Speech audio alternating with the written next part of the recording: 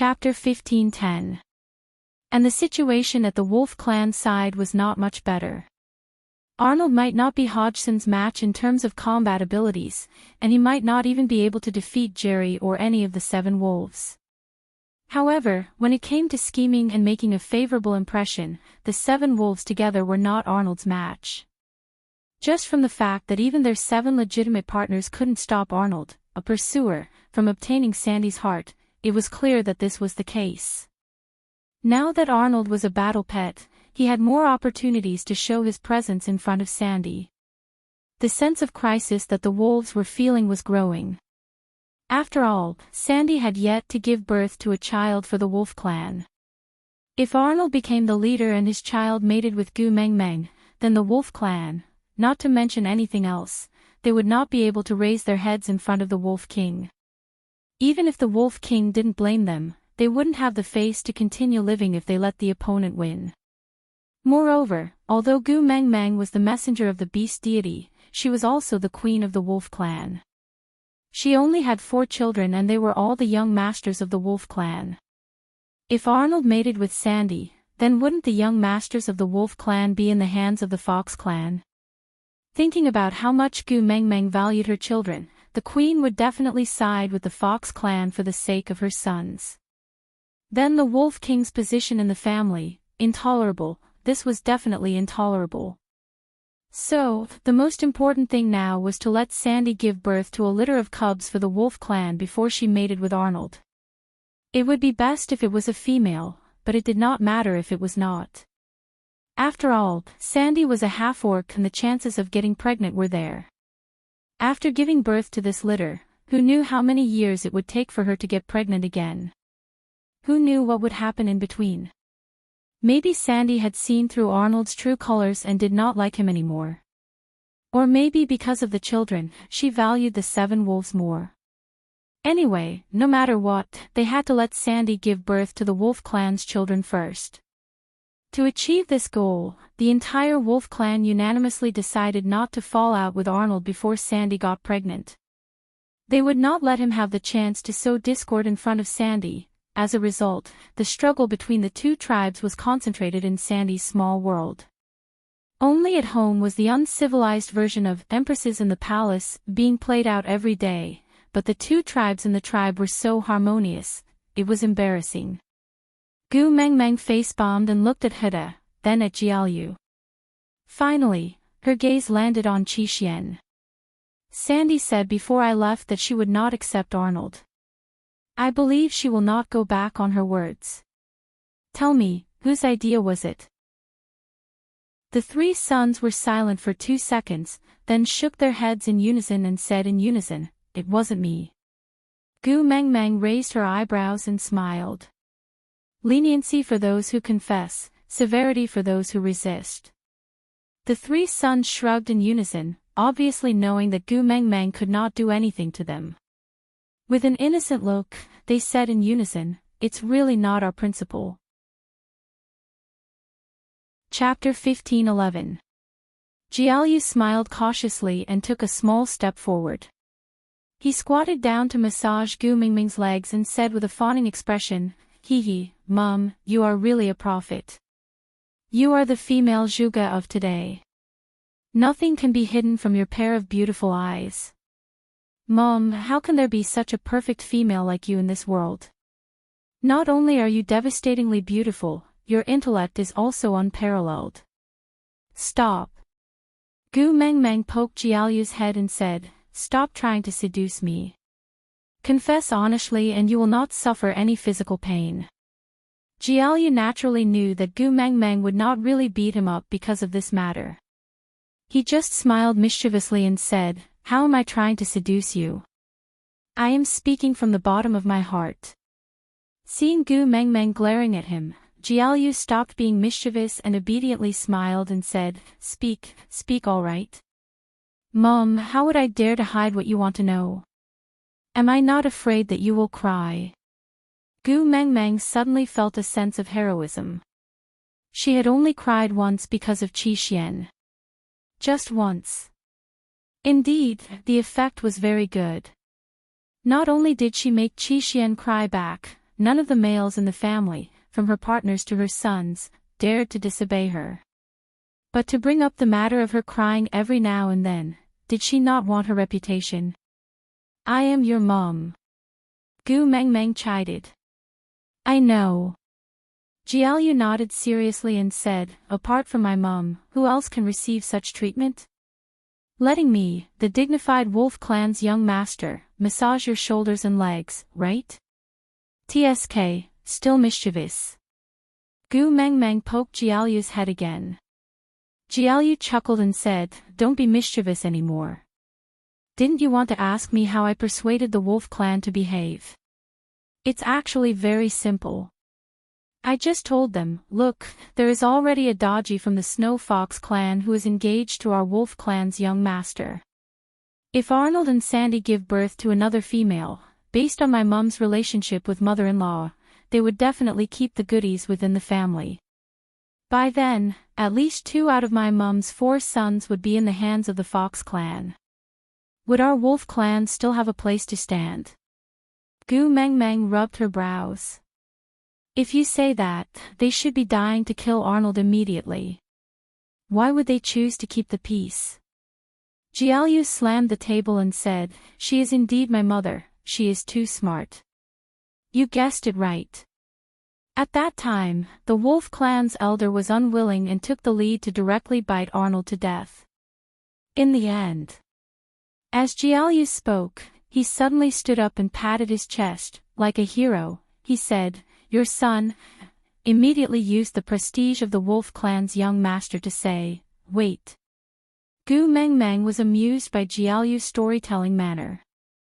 She pinched him and said, "Speak properly." Chapter 15:12. Then what else can we do? Jiaoyu answered his own question. Before continuing, we have to think of a better idea. Then what is this better idea? Gu Mengmeng asked cooperatively, "What is it?"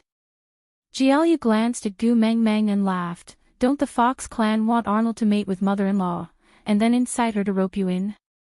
If we kill Arnold, there will be Arnold Chi, Arnold T, Arnold Mei, Arnold Lau, and so on, right?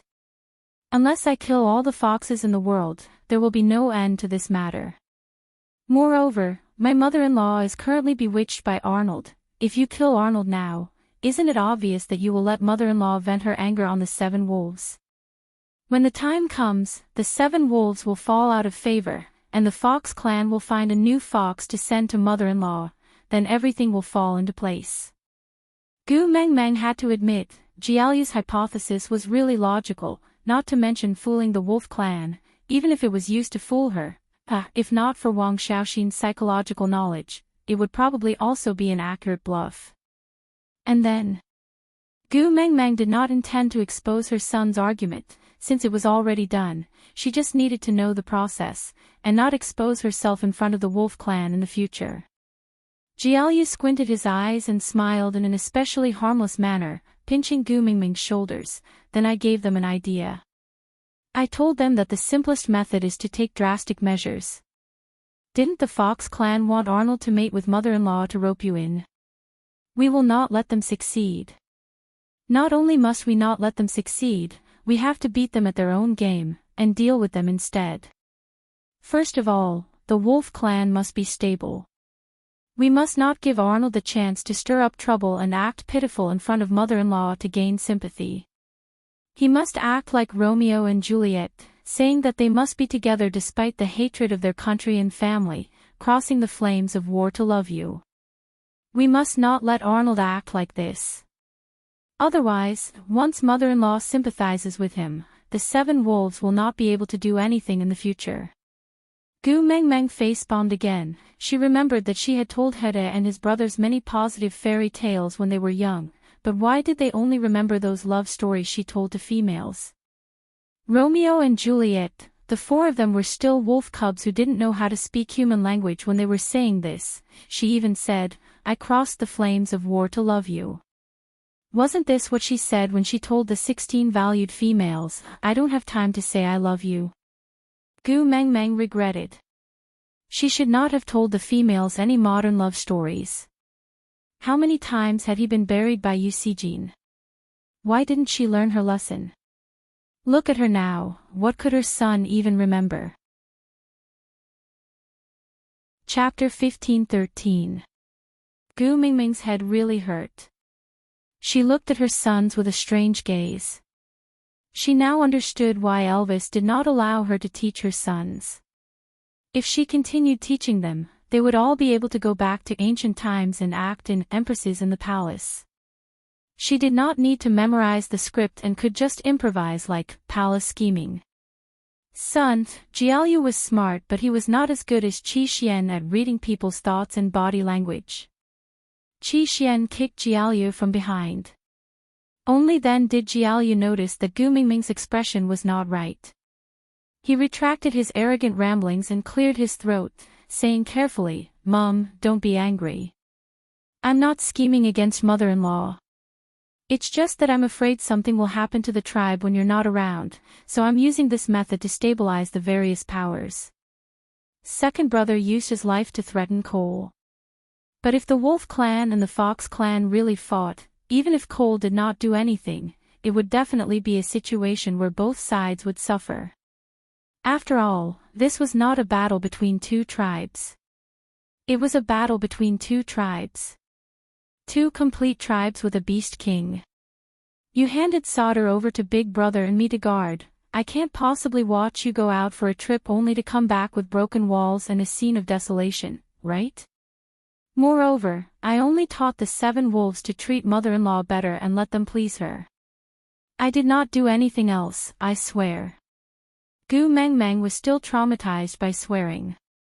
Back then, snakes, cut open my chest and take out my gallbladder, became a maxim. Later on, Gregory's break my wings and make me blind also became an ironclad truth. Now, her heart would thump whenever she heard the word swear. Slapping Jiaoyu's head, Gu Mengmeng glared at him. The first rule is that the males in our family are not allowed to swear. Not allowed.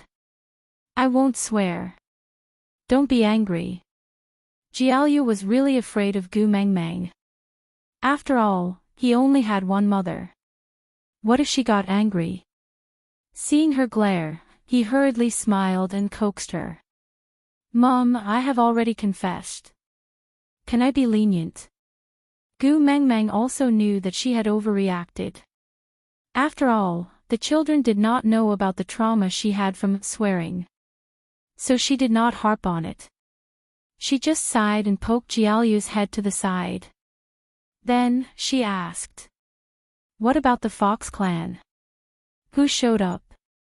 Yes, the Fox clan was good at winning people's hearts and pretending to be peaceful, but if there was no one adding fuel to the fire, the entire clan would not be so obedient. It was not strange that the Fox clan would place their attention on Sandy, but it was strange that both the Fox and Wolf clans would place their attention on Sandy. Moreover, the strategy they adopted was the same, which was very strange. The 3 little ones looked at each other, giggling as they retreated step by step, keeping their mouths shut and not saying anything. Gu Mengmeng narrowed her eyes and was about to interrogate him when Leah walked in with his tail wagging. He smiled and said, "All right, stop it. I was the one who came up with the idea, and I was also the one who came up with the Fox clan. Before I left, I told these 3 guys not to tell anyone that I was the one who set this up. Otherwise, if someone found out, it would definitely be exposed. So no matter how you ask them, they won't say anything. The pride of the Wolf clan does not allow them to go back on their word. Daddy Leah, you're finally back. We couldn't hold on much longer." Jiaoyu heaved a long sigh of relief, as if he had seen his savior. Chapter 15:14. Qi Xian remained silent for a moment before saying, "I have already stayed here for too long in order to restrain Cole. I am worried about leaving Kanwu alone in Zacharias. Since all of you are back, I will return to Zacharias to accompany Kanwu." Gu Mingming's heart ached the most for Qi Xian.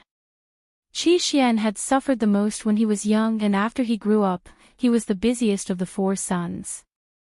Hugging Qi Xian, Gu Mengmeng said with a pained expression, "There is a night campfire party to celebrate my return. Stay behind and let Daddy Leah make you some good food to nourish you. Let's leave tomorrow morning, all right?" Ever since Gu Mengmeng burst into tears that time, Qi Xian could no longer reject her.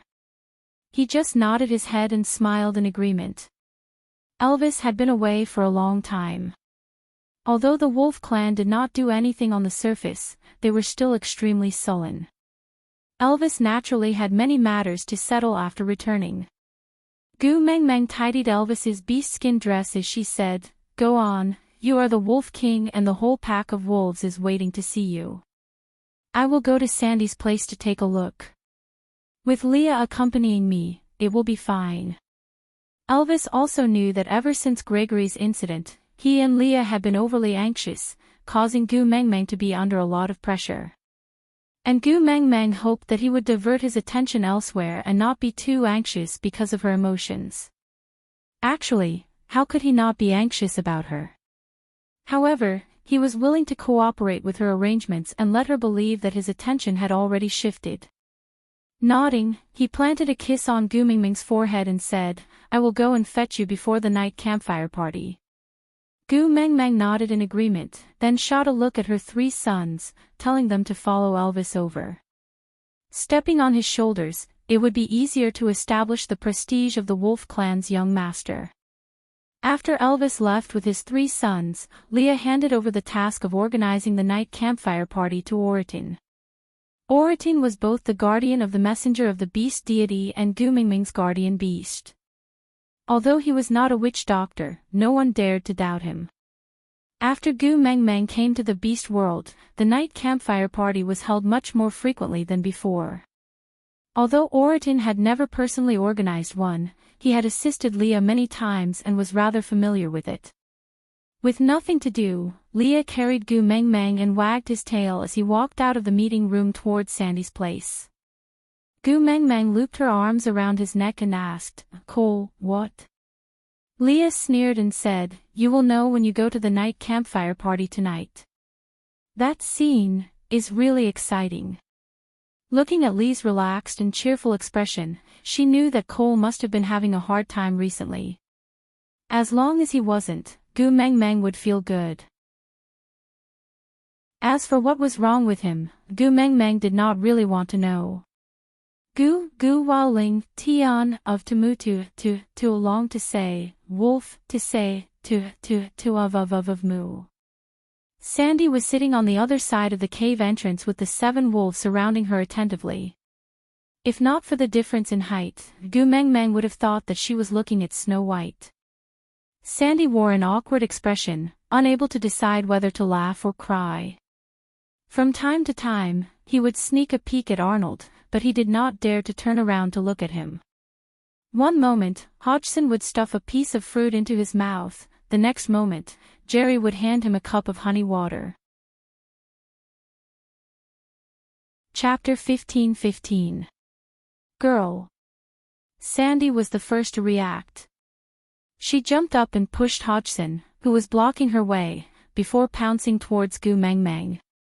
Gu Mengmeng also jumped down from Lee's arms. The 2 of them hugged each other tightly. Little Bear Bun and Girl were the new nicknames that Gu Mengmeng and Sandy had agreed on when they last met. Other than partners, only the 2 of them had nicknames that belonged to each other. Although it was just a nickname, it was the highest honor in the beast world because of Gu Mengmeng's identity. Sandy did not care about honor, but she was very happy that she was the most special in her most important friend's heart. "How is it? Is it hard to endure a beauty's grace?" Gu Mengmeng teased. Sandy blushed at the mention of this. She lowered her head and said, "Girl, I'm sorry." "Why?" Gu Mengmeng was confused.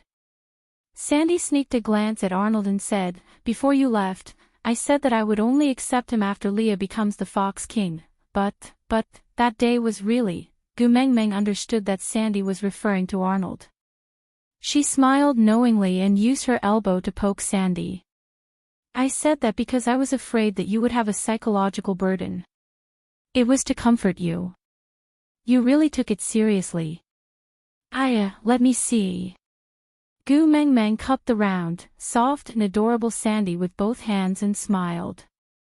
Is this coward really my little bear bun? Stop fooling around. I'm serious. Sandy pouted and protested. If I knew that you were coming back today, I would have asked him to hide. Hide? Where? Gu Meng Meng teased. Like how the first wife inspects the room, stuffing her lover under the bed. Sandy knew that Gu Meng Meng was purposely teasing her. She did not get angry when Gu Meng Meng teased her. She just said with a red face, who cares where he hides? Anyway, I can't let you see him. Gu Meng Meng hooked her arms around Sandy's neck. Why? You didn't get my permission to accept a beast pet, so you don't have the face to see me. Sandy nodded with a serious expression. Gu Meng Meng smacked her lips and smiled. Just nice, I also accepted a guardian beast. I didn't discuss it with you beforehand. How about we call it even? Sandy knew about Grace's situation. After all, she had introduced her in such a big way at the bonfire party before she left. Hearing that, Sandy finally reacted and looked behind Gu Meng Meng. That bird man didn't come with you. I wanted to give him a show of strength and ask him if his face hurts now that he said he didn't like you back then. Gu Meng Meng's smile froze for a moment before she quickly composed herself and smiled. Yeah, I guess my face must be hurting. Next time, there will always be a chance. Sandy thought that Gregory had gone to help Gu Meng Meng with other matters, so she did not take it to heart. After all, Warriton was also the guardian beast of Gu Meng Meng's family, but he would not follow her every time, so she did not take it to heart. The males in Sandy's family had a deep understanding of Gu Meng Meng's shock education, so the moment they saw Gu Meng Meng, they automatically went into eunuch mode. 3 layers of beast skin were laid out at the cave entrance, fruits, honey and water were all prepared. They lined up neatly in a row, waiting respectfully, not even bothering to push Arnold aside. Chapter 15-16. All right. Sandy was already filled with anticipation without even asking what it was. Gu Meng Meng moved her shoulders, then suddenly exerted strength. A pair of transparent wings that resembled eyes spread out from her back. Then, under Sandy's shocked expression, Gu Meng Meng flew up into the sky and hovered in midair under the setting sun. The wind blew against her face, causing Gu Meng Meng's hair and the feather on her right ear to sway along with the wind. Gu Meng Meng tried her best to smile, so that no one could hear her asking in her heart, I am using you to exchange my wings for flight, do you see that? I am smiling, so. Gregory, are you happy? After flying 2 rounds, Gu Meng Meng finally calmed herself down and landed steadily on the ground. Girl, you are too amazing, you really flew up into the sky. That's right, this time I can really stand shoulder to shoulder with the sun. Just as Gu Meng Meng was speaking, Arnold suddenly entered the conversation. Congratulations, great messenger, and congratulations to Ninth Highness.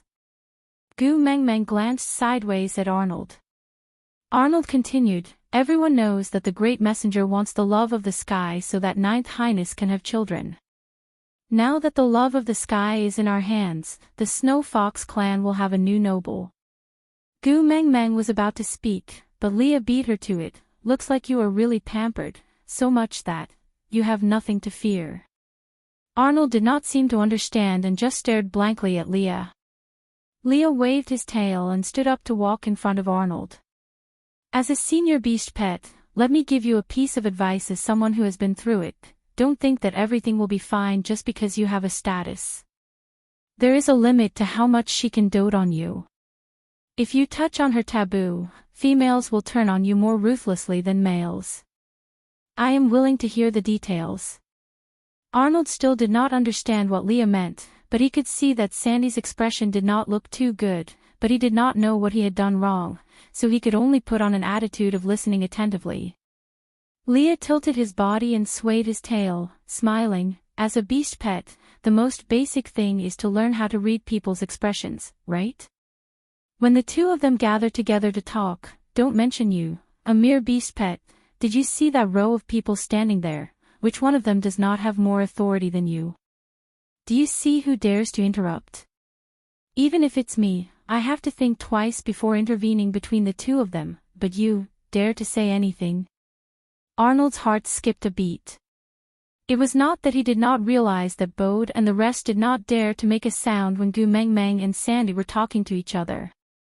It was the exact opposite. He had discovered it, so he intentionally interrupted. He thought that since Leah was the ninth highness of the Snow Fox tribe, he was accompanying Gu Meng Meng to meet Sandy today and the Wolf King was not around, so it was a good opportunity to teach the 7 wolves a lesson.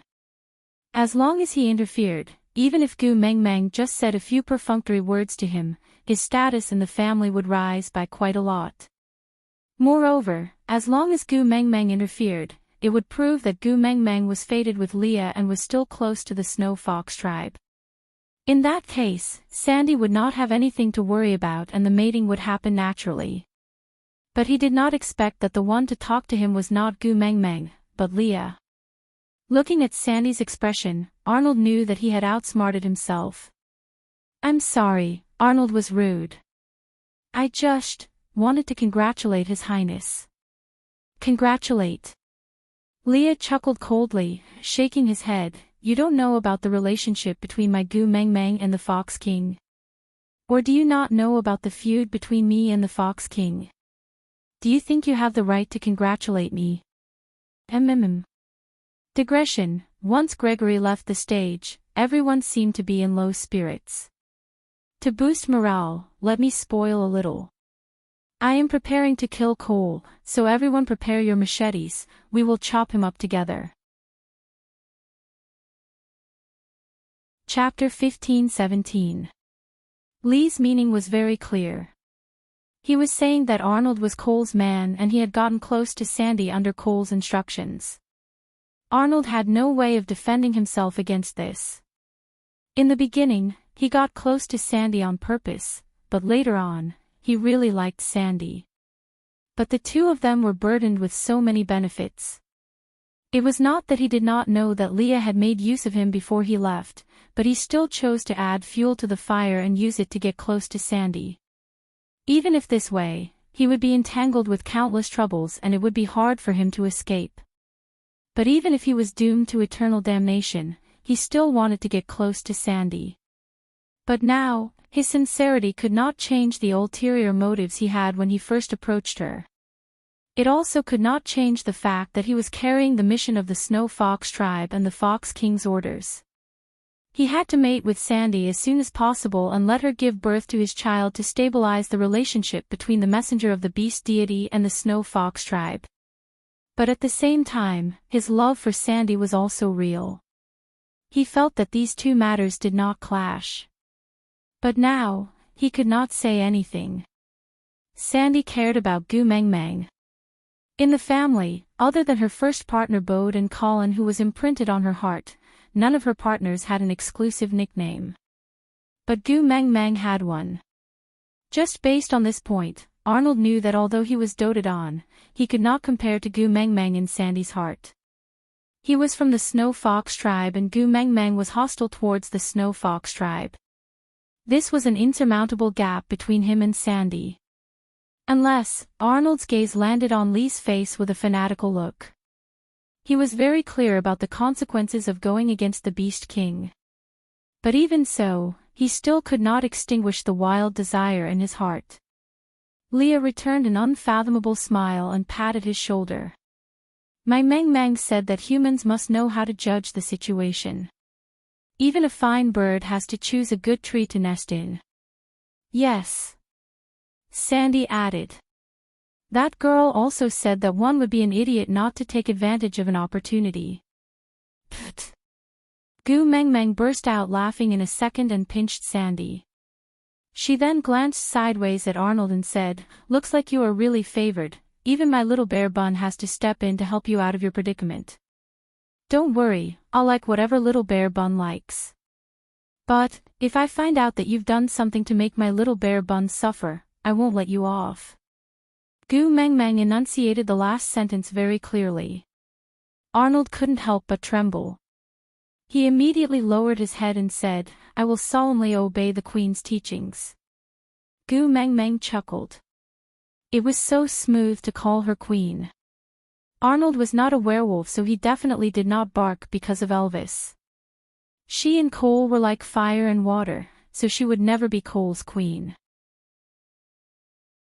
So, the only way for this title to be established was for Leah to become the Fox King, and as his tribesman and follower, he naturally had to address Gu Meng Meng as queen. Gu Meng Meng nodded and gladly accepted the respectful title. She said, a wise man submits to circumstances, but he must also know how to conceal his capabilities, and remember, the tallest tree in the forest will be destroyed by the wind. Gu Meng Meng was reminding him to hide his unfaithfulness towards Cole well and not let Cole see through it. After all, Sandy liked this beast pet very much. It would be good if he could become one of them, but if he died because of this, Gu Meng Meng would not be able to answer to Sandy. Chapter 15-18. Gu Meng Meng did not bother about Arnold anymore and chatted with Sandy for a while. At sunset, Elvis came to fetch her. After mating, Gu Meng Meng fulfilled her promise.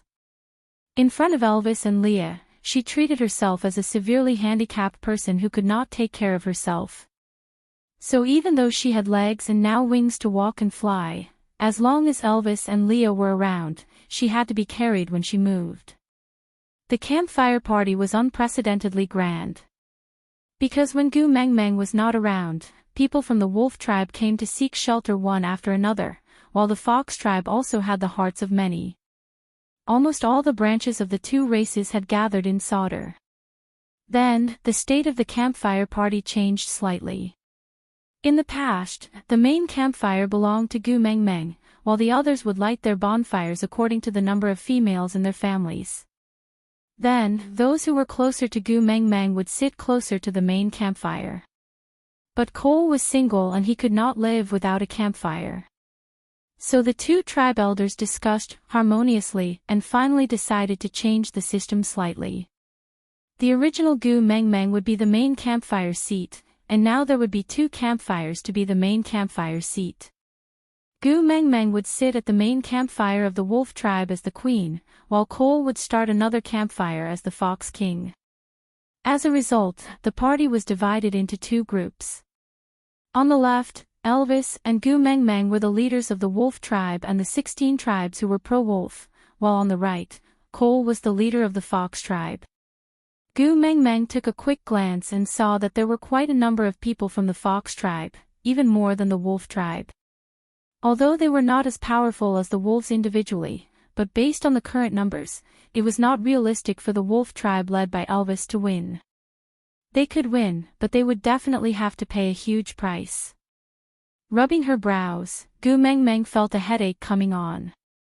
"Ah, Gu, come here." Cole was already sitting at the right side of the campfire. From afar, he saw Gu Meng Meng being carried over by Elvis and was in a daze. But Gu Meng Meng did not even look at him, which made him extremely unhappy. Gu Meng Meng sneered at Cole and ignored him. She sat beside Elvis's bonfire and leaned into Elvis's arms, waiting for Leah to make her something to eat. Seeing that Gu Meng Meng was ignoring him, Cole stood up and took the initiative to walk in front of Gu Meng Meng. He stared at Gu Meng Meng openly and said, "Ah, Gu, you have already followed them for an entire dry season.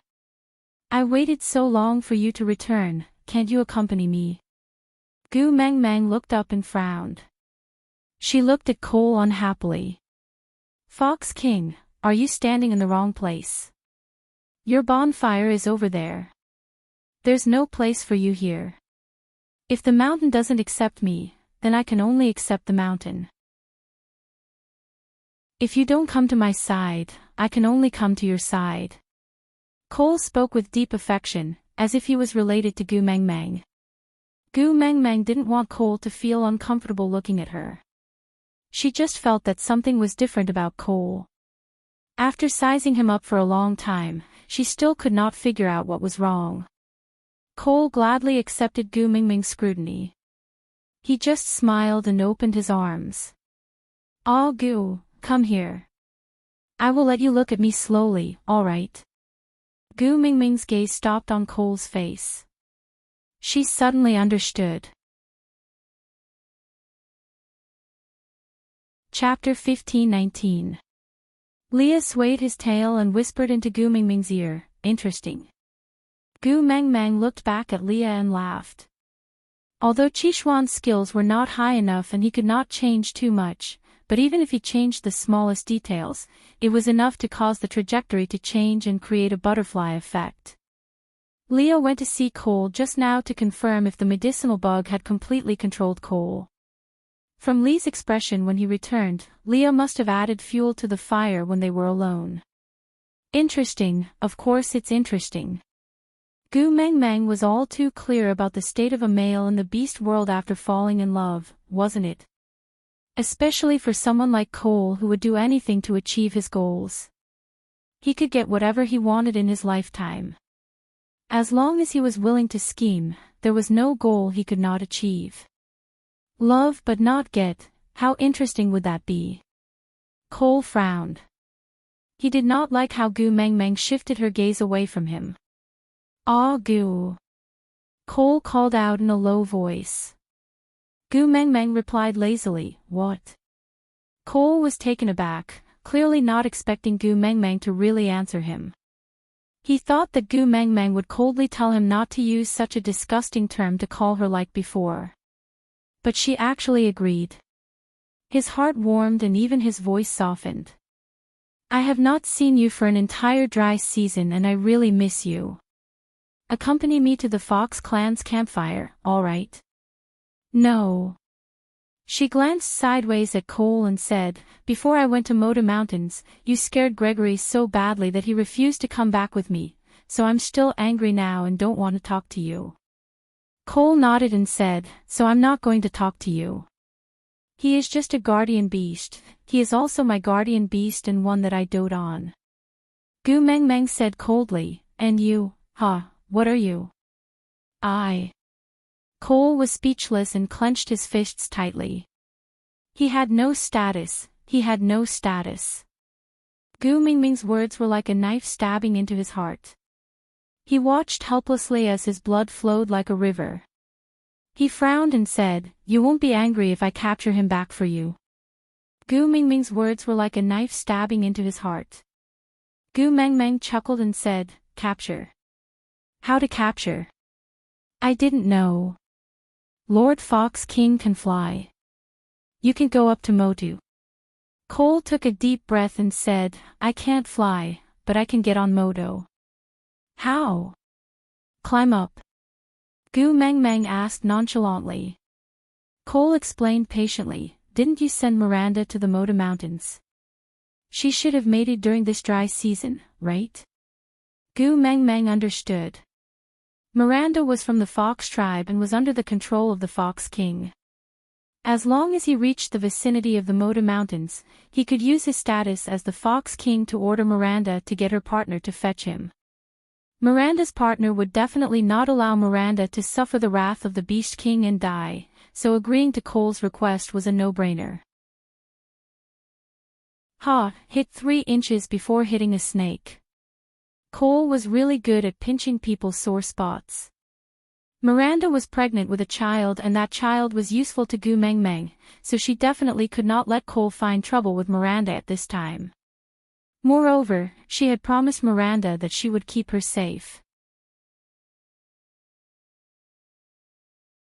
Chapter 15-20. Cole was overjoyed. His eyes sparkled as he stared at Gu Mengmeng. "Ah, Gu, are you jealous? You care. You care that I have other females. You care that other females bear children for me." Gu Mengmeng could not deny it, but she was also unwilling to admit it. She just turned her face to the side and ignored Cole. Cole took a step forward. "Aw Goo, I am so happy that you actually care about this, but don't be angry. Those lowly females are not worthy of bearing my children. The one in Miranda's stomach is just a tool to help you open the doors of time and space. I know you can't bear to part with Hedda and his brothers, so let me be the Beast King.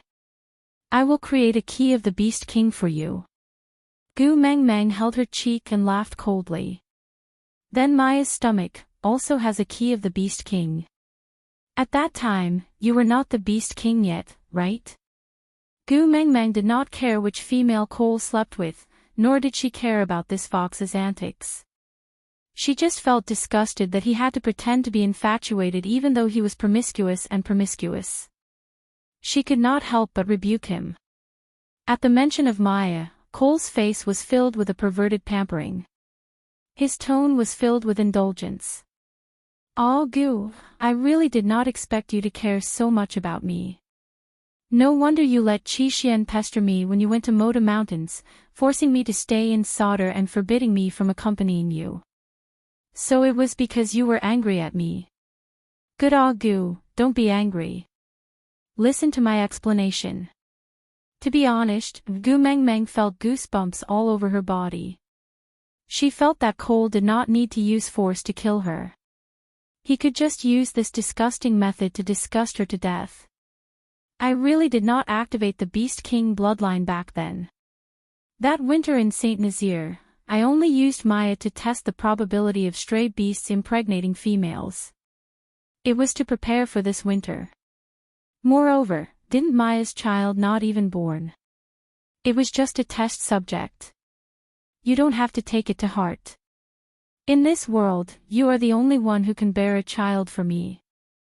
Aw Goo, only the child you bear for me is the treasure in my heart. Only the child I acknowledge. So you never intended to let Maya's child live from the start?" Gu Meng Meng frowned, her eyes filled with disgust. Cole nodded his head honestly. "Other than the ones you gave birth to, I will not allow any foxes that could threaten my position as the Beast King to exist." As Cole said that, he instinctively glanced at Leah. Lee's gaze met Cole's and he smiled faintly. "Is the Fox King looking at me? Aya, you're not going to attack me, are you?" With that, Leah suddenly turned around and pounced into Gu Mengmeng's arms. He said coquettishly and pretentiously, "Meng Meng, look, the great Fox King is using his status to bully me again. Sobs, sobs, sobs, he used to bully me like this in the past. The last time, he even beat me up until I revealed my true form. Meng Meng, if you really take him in one day, I won't be able to survive." Gu Meng Meng knew that Leah was purposely provoking Cole's anger because the more Cole's emotions fluctuated, the more control the medicinal bug had over him and the more advantageous the situation would be for them. Chapter 15:21. Leo lifted his chin and looked at Cole provocatively. A crafty glint flashed across his long and narrow eyes and he said proudly, "See, no matter how strong you are, my Mingming's heart is still biased towards me." Leah had not said this for a long time. It seemed like, ever since they left the Snake King Valley, Leah had not said such coy words. After not hearing it for a long time, he suddenly felt a sense of familiarity. If Lee's deliberate provocation was nothing to Cole, then the gentleness in Gu Mingming's eyes really stung him. The veins on his forehead twitched. Leah and Gu Mengmeng exchanged glances and both of them had a tacit understanding. Cole had always been good at manipulating people's hearts and his control over his own emotions was at the peak of perfection. To fly into a rage with just a few words of provocation was really not his style. "Great Fox King, please return to your own campfire. Don't stand here and scare my partners." Gu Mengmeng chased him away without any hesitation. Cole wanted to speak to Gu Mengmeng again, but Gu Mengmeng just shook her head and ignored him. Cole swung his hands angrily and returned to his own campfire. However, his eyes were still fixed on Gu Mengmeng, as if he wanted to burn 2 holes in her body. Gu Mengmeng completely ignored Cole's gaze. She continued eating and playing as usual and was even gentler to Elvis and Leah than usual. They were in a mess, and all kinds of "chase me, if you manage to catch me, I will let you kiss me" scenes kept popping up, making Cole want to rush over and carry Gu Meng Meng away. Seeing that it was about time, Gu Meng Meng and Leah exchanged glances and stretched their bodies, saying that they were tired and wanted to go home. Elvis carried Gu Meng Meng and walked towards the stone castle without another word. Leah wagged his tail and followed behind. Before he left, he even winked at Cole with an expression that said, "I know you can't stand me, but it's a pity you can't get rid of me." It was especially annoying. After returning to the stone castle, Gu Meng Meng laughed out loud and slapped her thighs. It feels so good. I had never seen Cole so restrained before. The way he looked as if he was about to go crazy with jealousy just now was too funny. In the past, he was the one who made me clench my teeth in anger, but I couldn't do anything about it. Today, I finally got back at him. How comfortable. Leah hooked Gu Meng Meng's little chin and smiled with his eyes squinted. The medicinal bug on Cole's body is already 80% effective. Once it's 100% effective, Cole will become a puppet in my hands. His every move will be within my calculations. But, to activate the medicinal bug, I have to plan step by step. It's very tough, so... Meng Meng, shouldn't you reward me? Gu Meng Meng only needed 2 seconds to understand what Leah meant by reward.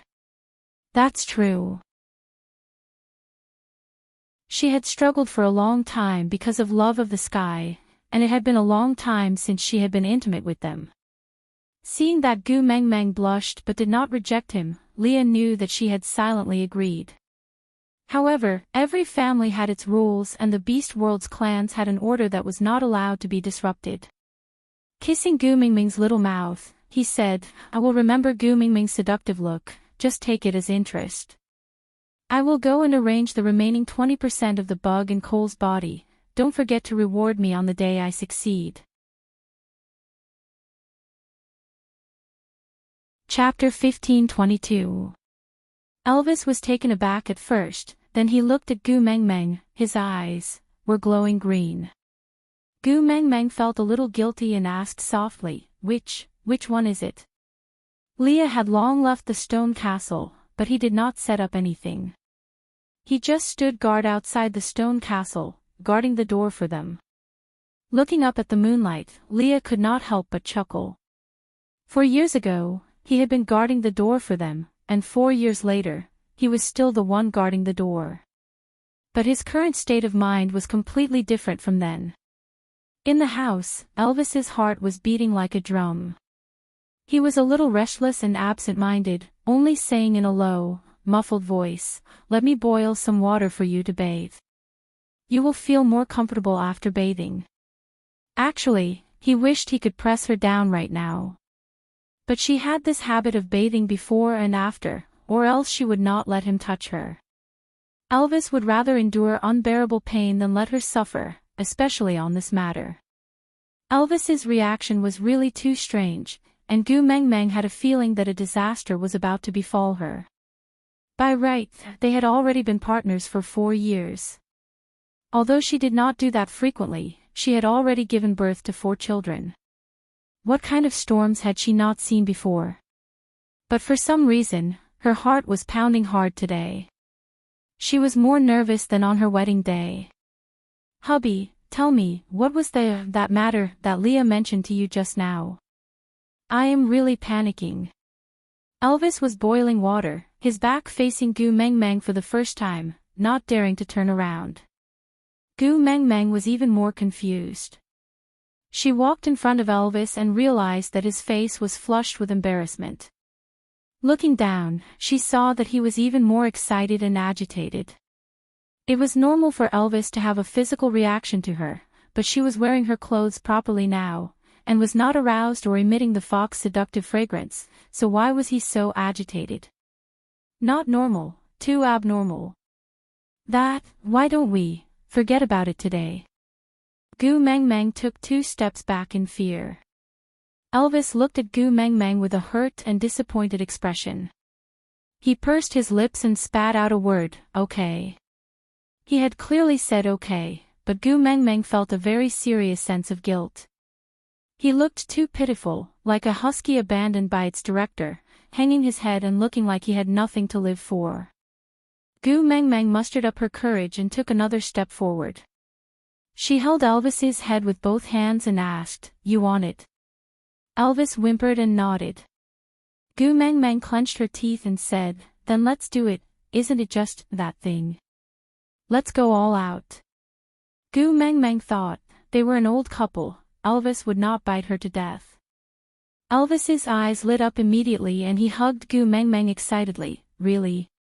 You agree?" Gu Meng Meng laughed bitterly.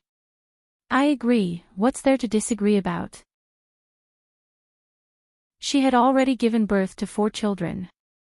It was too late to be sentimental now. "You're my husband. Everything we do is reasonable." Elvis stuck out his tongue and licked Gu Meng Meng's face harshly. "Don't worry, we already have 4 sons in our family, so I will let Leah have this one. However, once he has this child, I won't give in to him anymore. In the future, whoever you conceive will have to depend on your own ability." Gu Meng Meng nodded with a blushing face. Elvis added a few more handfuls of firewood to the fire and soon, the bath water was ready for Gu Meng Meng to take a comfortable bath. But, how should she put it? This bath made Gu Meng Meng feel like she was washing vegetables before cooking. And that bundle of vegetables was her of all people. Aside from the topic, hurry, there's no time left. Hurry up and board the train. Look at the car plate, 4927799273. After boarding the train, look for the administrator to check the tickets. Babes with more than 800 fans can enter the VIP cabin and enjoy the special treatment of the fragrant meat. Note, this train is not heading to the kindergarten. Children who are going to the kindergarten, please do not sneak onto the train. This train is not heading to the kindergarten. Children who are going to the kindergarten, please do not sneak onto the train. Chapter 1523. According to Gu Meng Meng's previous situation, she would have to sleep for at least 3 days and 3 nights after being tormented by Elvis like this. But miraculously, this time, Gu Meng Meng woke up early the next morning. When she sat up rubbing her eyes, Elvis and Leah were both stunned. I'll go prepare breakfast." Leo was only stunned for 2 seconds before he stood up and left the stone castle. After calling out to Oriton to prepare breakfast as usual, Oriton flew out to hunt while Leah immediately started a fire to boil water for cooking. Elvis carried Gu Meng Meng in his arms and asked softly, "Not going to sleep a little longer?" Gu Meng Meng glared at Elvis in annoyance and said, "Now you're feeling sorry for me. Why didn't you feel sorry for me when I was begging for mercy last night? My waist was about to break. Your begging was too moving and I couldn't help but want to hear more, so..." Elvis recalled the passionate scene last night and could not help but feel restless. Gu Meng Meng saw that he was tempted and glared at him. "Stop fooling around, I'm scared of your hungry wolf pouncing on me. I'm starving after accompanying you for an entire night. If you don't give me food and do it again, I'll really die in front of you." "Alright, I won't pounce on you. I'll feed you first." Elvis suppressed the restlessness in his heart. He also knew that although Gu Meng Meng had the protection of the tear of the beast deity and love of the sky, he could not go too far. If she was really exhausted, his heart would ache too. With that, Elvis carried Gu Meng Meng downstairs and left the stone castle together. They sat at the entrance to bask in the sun while waiting for breakfast. By right, Oriton was more enthusiastic than anyone else when it came to meals. If Leo was willing to cook, even if he did not prepare any prey, he would snatch it from someone else's house first. With the glory of being a member of the Wolf King and Wolf Queen's family, most of the wolf tribe would be willing to offer their prey to him and hand it over to Elvis and Gu Meng Meng. Or else, he could even catch a wild wolf guarding at the edge of the stone castle to answer an emergency. But this time, he was gone for a long time. Gu Mingming's stomach was growling from hunger, but this sharing partner was still not back yet. Gu Mengmeng was a little surprised.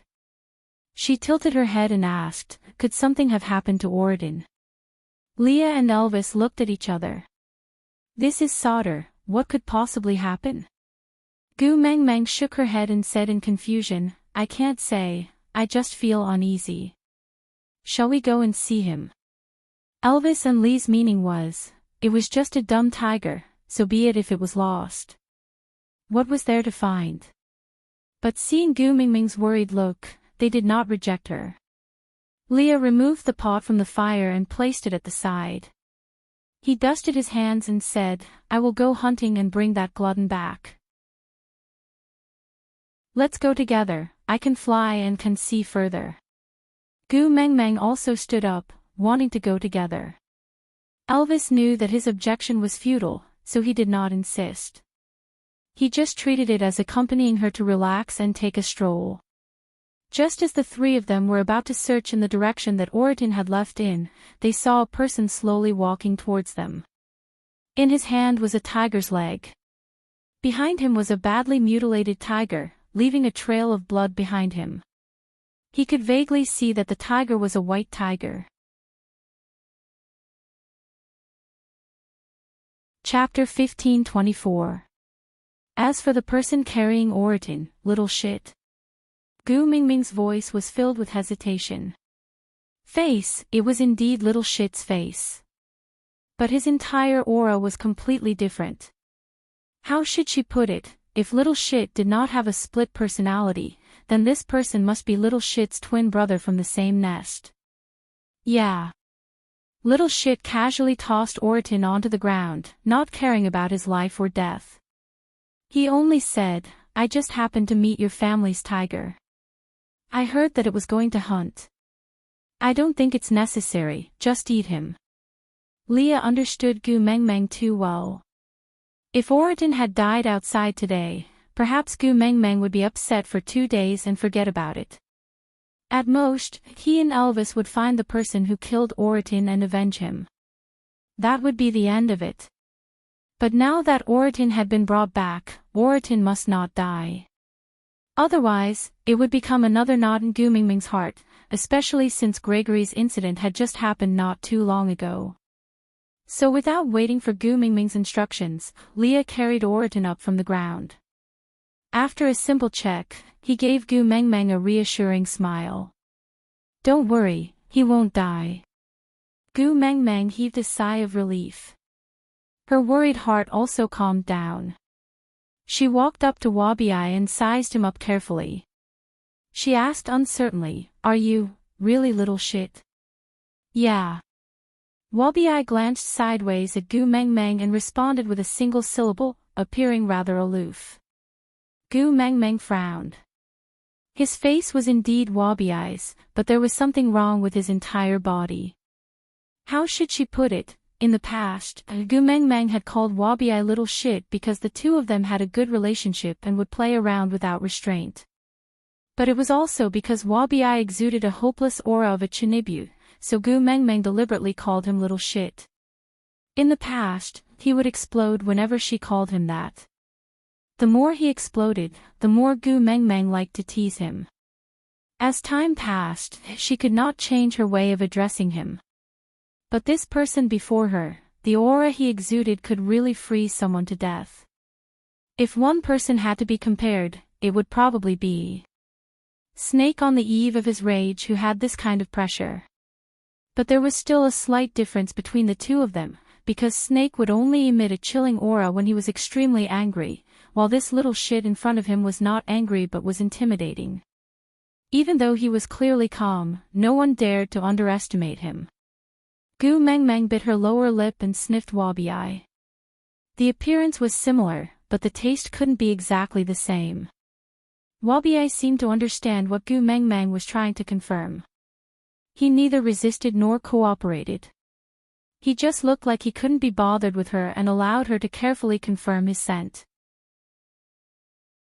Gu Mengmeng sniffed carefully and exchanged glances with Elvis to confirm that the person before her was really Wabi. Even if Gu Mengmeng's nose was not accurate, as a beast king and a wolf, Elvis would definitely not be mistaken. After all, apart from Gu Mengmeng and Leah, Wabi was the one who had been by his side for the longest time. There was no way he would mistake that familiar scent. This person was the real Wabi. But Gu Mengmeng felt as if the core had changed. Wabi, where have you been these past few days? I didn't see you when I returned from the Moda Mountains. I was quite worried. Gu Mengmeng did not know why she could not call out, "little shit," to the person in front of her. Chapter 1525. I went to retrieve some things stored elsewhere. Wabi's concise reply made Gu Mengmeng's heart turn colder. The person before her was not the little shit she knew. Even if they had the same body, they were definitely different on the inside. If it was little shit, he would have started bragging to her about his achievements on the Moda Mountains, pointing at her nose and asking her to kneel down and sing "Conquer." And not like now, with a dignified explanation that stopped Gu Mengmeng from asking any further. It seemed like he had explained, but in actual fact, he did not say anything. Instead, he gave off a feeling of, "What does it have to do with you?" This feeling made Gu Mengmeng feel like she had no right to continue asking. Little shit was her friend and a very sincere one. He would never treat her like this. Either something serious had happened on the Moda Mountains and she did not know about it, or this person before her was not little shit. Gu Mengmeng's imagination was running wild. She even started to suspect if little shit had died on the Moda Mountains and someone else's soul had transmigrated over to take over his body. But that did not seem right. Because if that was the case, how did little shit find her? And how did he know that Oriton was her family's tiger? Pursing her lips, Gu Mengmeng did not continue asking Wabi about what happened on the Moda Mountains. She knew he would not say it and she did not want to push him too hard and make things awkward. So she could only change the topic.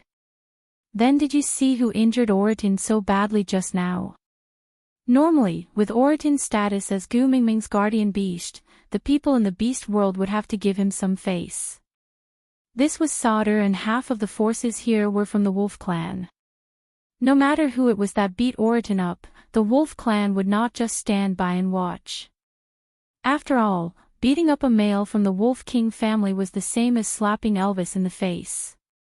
The Wolf Clan would definitely not tolerate it. But the truth was right before their eyes. Oriton had been beaten half to death. Wabi glanced at Gu Mengmeng from the corner of his eye. His expression was calm, but it was as if he was looking at an idiot. He breathed in speechlessly and said, "Cole." Gu Mengmeng's mind exploded. Wasn't it Cole? Besides him, who else would dare to do that? Gu Mengmeng stood up and wanted to settle the score with Cole. Elvis understood Gu Mengmeng's temper and did not stop her. He just carried her up and brought her along.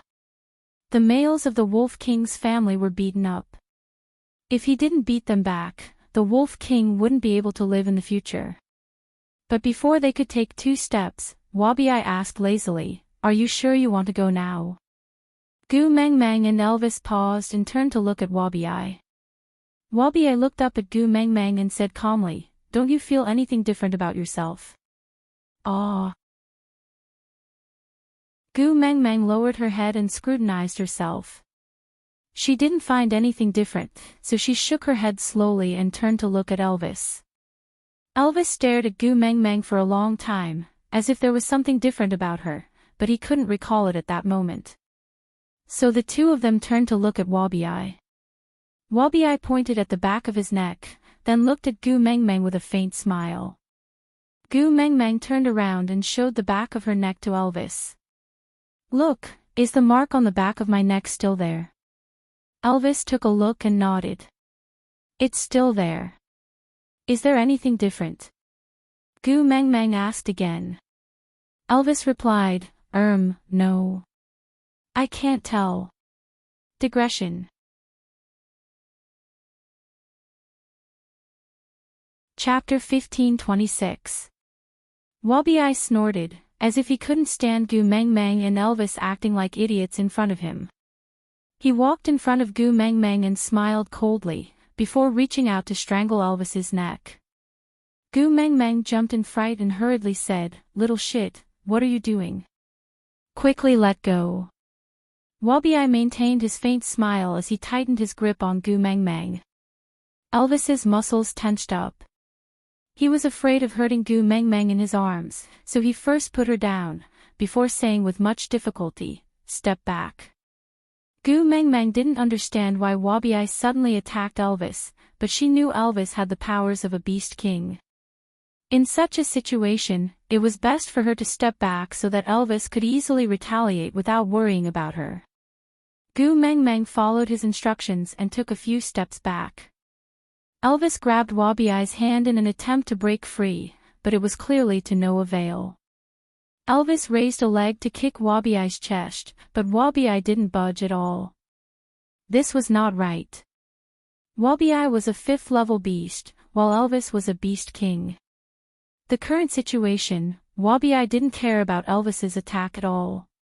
He just turned to look at Gu Meng Meng and said, "Don't you intend to try your fury of the beast king?" Gu Meng Meng instinctively clutched the back of her neck.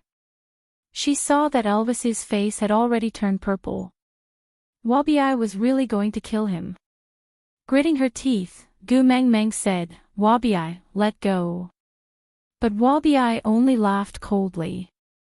Not only did he not loosen his grip, he turned Elvis around and walked step by step towards Gu Meng Meng. Until he was one step away from Gu Meng Meng, he loosened his fingers and the unconscious Elvis fell to the ground with a thud. Wabi's eyes widened. "Do you understand now?" Wabi asked softly. Gu Meng Meng frowned and shook her head. She remembered that when she had just retrieved the soul of the forest, she had unintentionally shouted at Wabi and he had been pinned to the ground by the Snake King's suppressive force. After that, she didn't dare to shout at Wabi in front of him, afraid that he would be hurt by her unintentionally. But today, Gu Meng Meng touched the back of her neck and said tentatively, "The mark on my neck has changed again. It has degenerated into Snake's guardian mark and is no longer the family mark of the snake tribe, right? Not too stupid." Wabi raised his brows in approval. Gu Meng Meng knew that Elvis was a wolf and could not tell the difference between snakes, so he did not know the change in the mark on the back of her neck. But Wabi was a snake. In his eyes, this change was very clear. With her hands hanging by her sides, Gu Meng Meng felt empty in her heart. Some things really couldn't be solved by running away. No matter how much she wanted to pretend that she didn't find out, she couldn't continue lying to herself forever. This was not the first time Wabi and Elvis had fought. Before they went to the Mecca Desert, they almost killed each other. But a near miss was a near miss. Although their fighting style was ruthless, it did not carry killing intent. But just now, Wabi's expression was clearly that of, "It doesn't matter even if I kill him." Gu Meng Meng had always known that snakes were cold by nature. However, because little shit cared about her, he also took care of the people around her.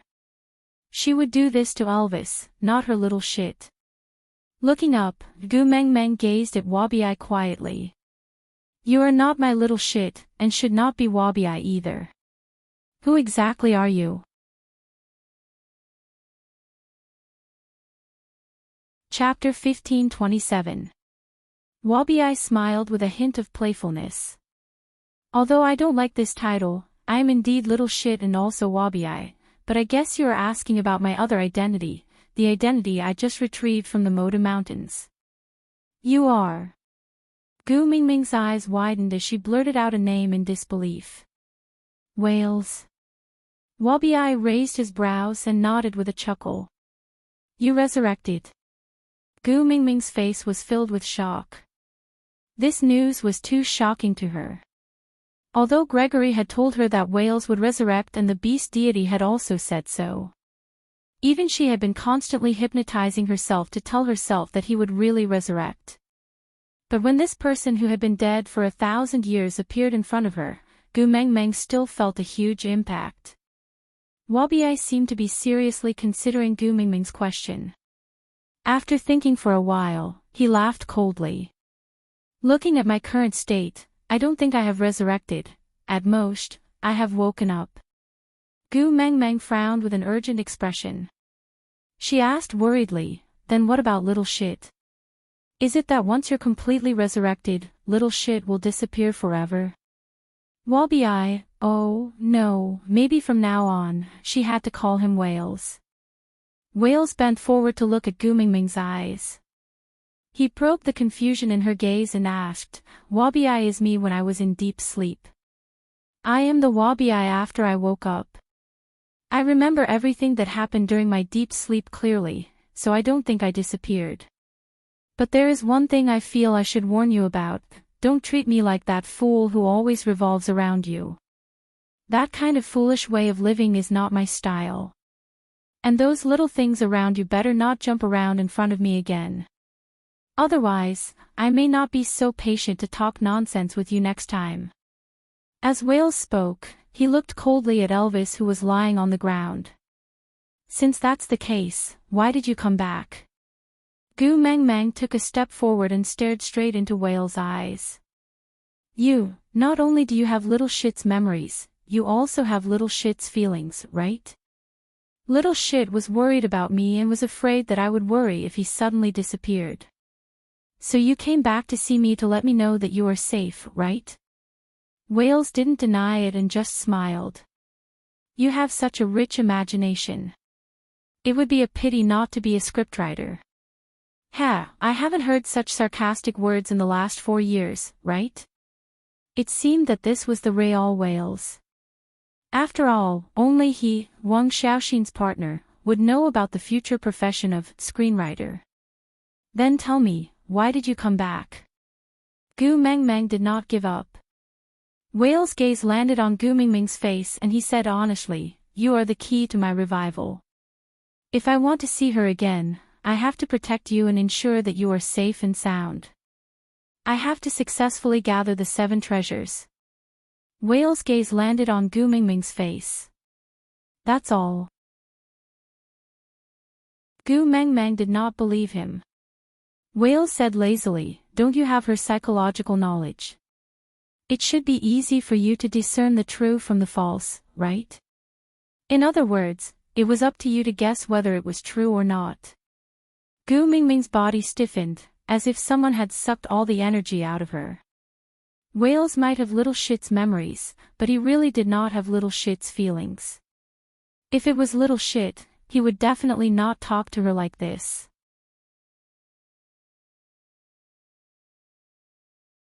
Chapter 15:28. Leah came out of the stone castle after tending to Oraton's injuries. He had heard the entire conversation between Wales and Gu Mengmeng, so he didn't say much. He just helped Gu Mengmeng move Elvis to a shady place. Don't worry, it's fine. Elvis will wake up soon. By then, we will go with you to settle the score with Cole and help Oraton vent his anger, all right? Gu Mengmeng nodded, her face blushing. Leah rubbed Gu Mengmeng's little head. Since Wabi is Wales and this is his original appearance, as friends, we can only accept it, right? Moreover, his safety is the most important thing. Gu Mengmeng leaned her head against Lee's chest. I know, I understand the logic, but I just feel very uncomfortable seeing little shit like this. It's as if I've already lost him. Leah chuckled and tapped Gu Mengmeng's little nose. You are the one who can't see the situation clearly. Ha! Gu Mengmeng didn't understand. Leah said, what did he say just now? You are the key to his revival, so he has to protect you and ensure your safety. These words, even if you want to deceive those 2 little wolf cubs, Jiaoyu or Qi Xian, they won't believe you. Gu Mengmeng was at a loss. She looked at Leah quietly with faint anticipation, waiting for him to continue. Leah continued explaining. If he doesn't appear, there will be 3 beast kings in the beast world, you, Elvis and Cole. If the 3 of you really fight with your lives on the line, your skills will be evenly matched. But Elvis will protect you no matter what. Cole is no match for the 2 of you, especially now that you have wings and can fly. It's impossible for Cole to hurt you. So, even if he doesn't protect you, you will still be safe. But he still came back just because he is worried about you. If he only has Wabiai's memories and not his feelings, why would he do this? Gu Mengmeng said, but just now, don't forget, he's Wang Xiaoxin's partner. He's been by Wang Xiaoxin's side for many years. He definitely knows as much about psychology as you do. Leah smiled and continued, moreover, even if what he said was true and he only came back to help you successfully obtain the 7 treasures, wouldn't it be better if he didn't show himself? After all, it was the most advantageous situation for the enemy to be out in the open while they were in the dark. Hiding themselves, catching the enemy off guard, and dealing a fatal blow was the usual method of snakes. But he appeared so openly. Tell me, why do you think so? The smile on Gu Mingming's face gradually spread and her gaze brightened up. He was afraid that I would be worried about little shit, so he came back to tell me that he was safe and sound and that there was no need to worry. Leah nodded. You sound so cold and heartless, but didn't you still bring Oriton back? Snakes are cold-blooded by nature and are never a race that likes to meddle in other people's business. If it weren't for you, he wouldn't have even looked at Oriton. At this thought, Gu Mengmeng suddenly smiled.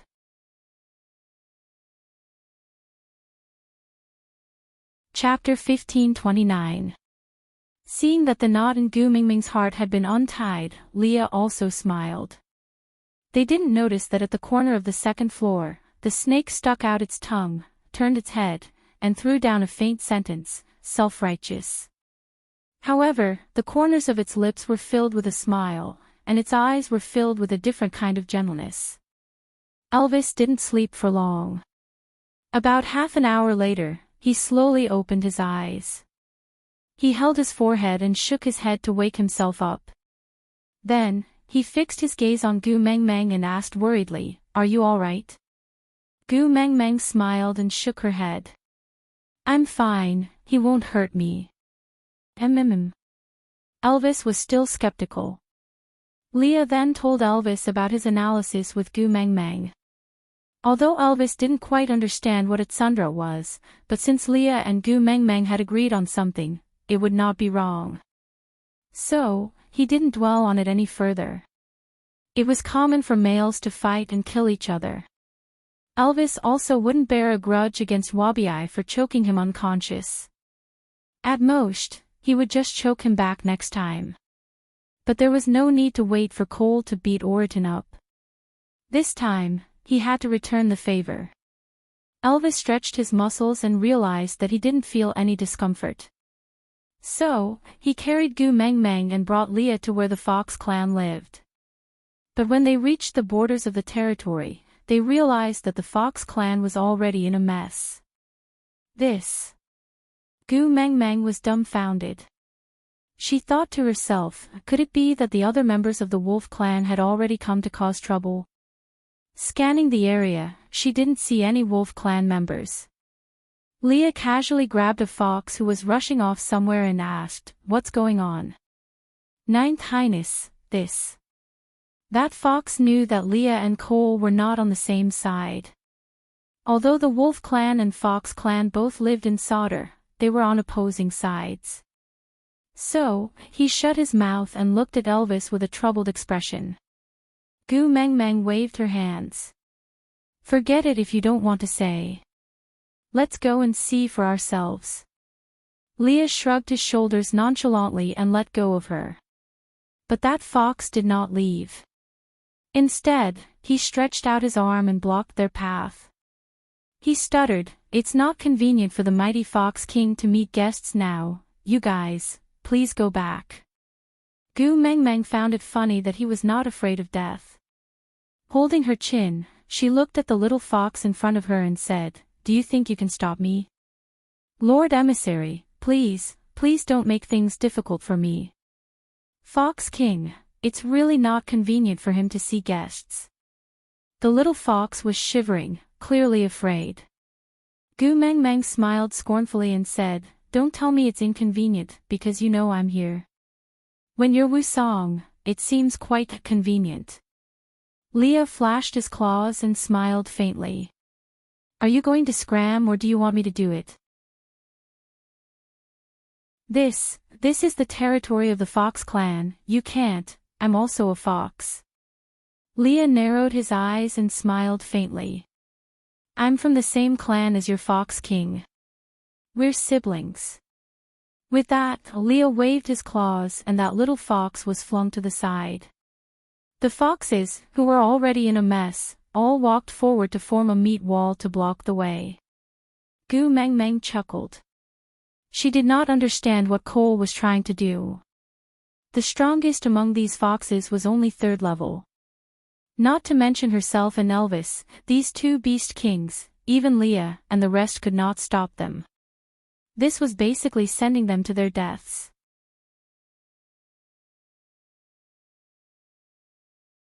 Chapter 1530. Great Messenger. Arnold stood out from the crowd and cupped his fists. The Fox King is seriously injured and unconscious. It is not convenient for him to meet any guests. Great Messenger, please forgive us and don't make things difficult for us. Seriously injured. Gu Meng Meng narrowed her eyes. She didn't think the 3rd level Oriton could injure Cole so badly. Arnold nodded. Yes, the Great Messenger's friend, Wabi, attacked the Fox King. Little shit. Gu Meng Meng was stunned for a second before she smiled.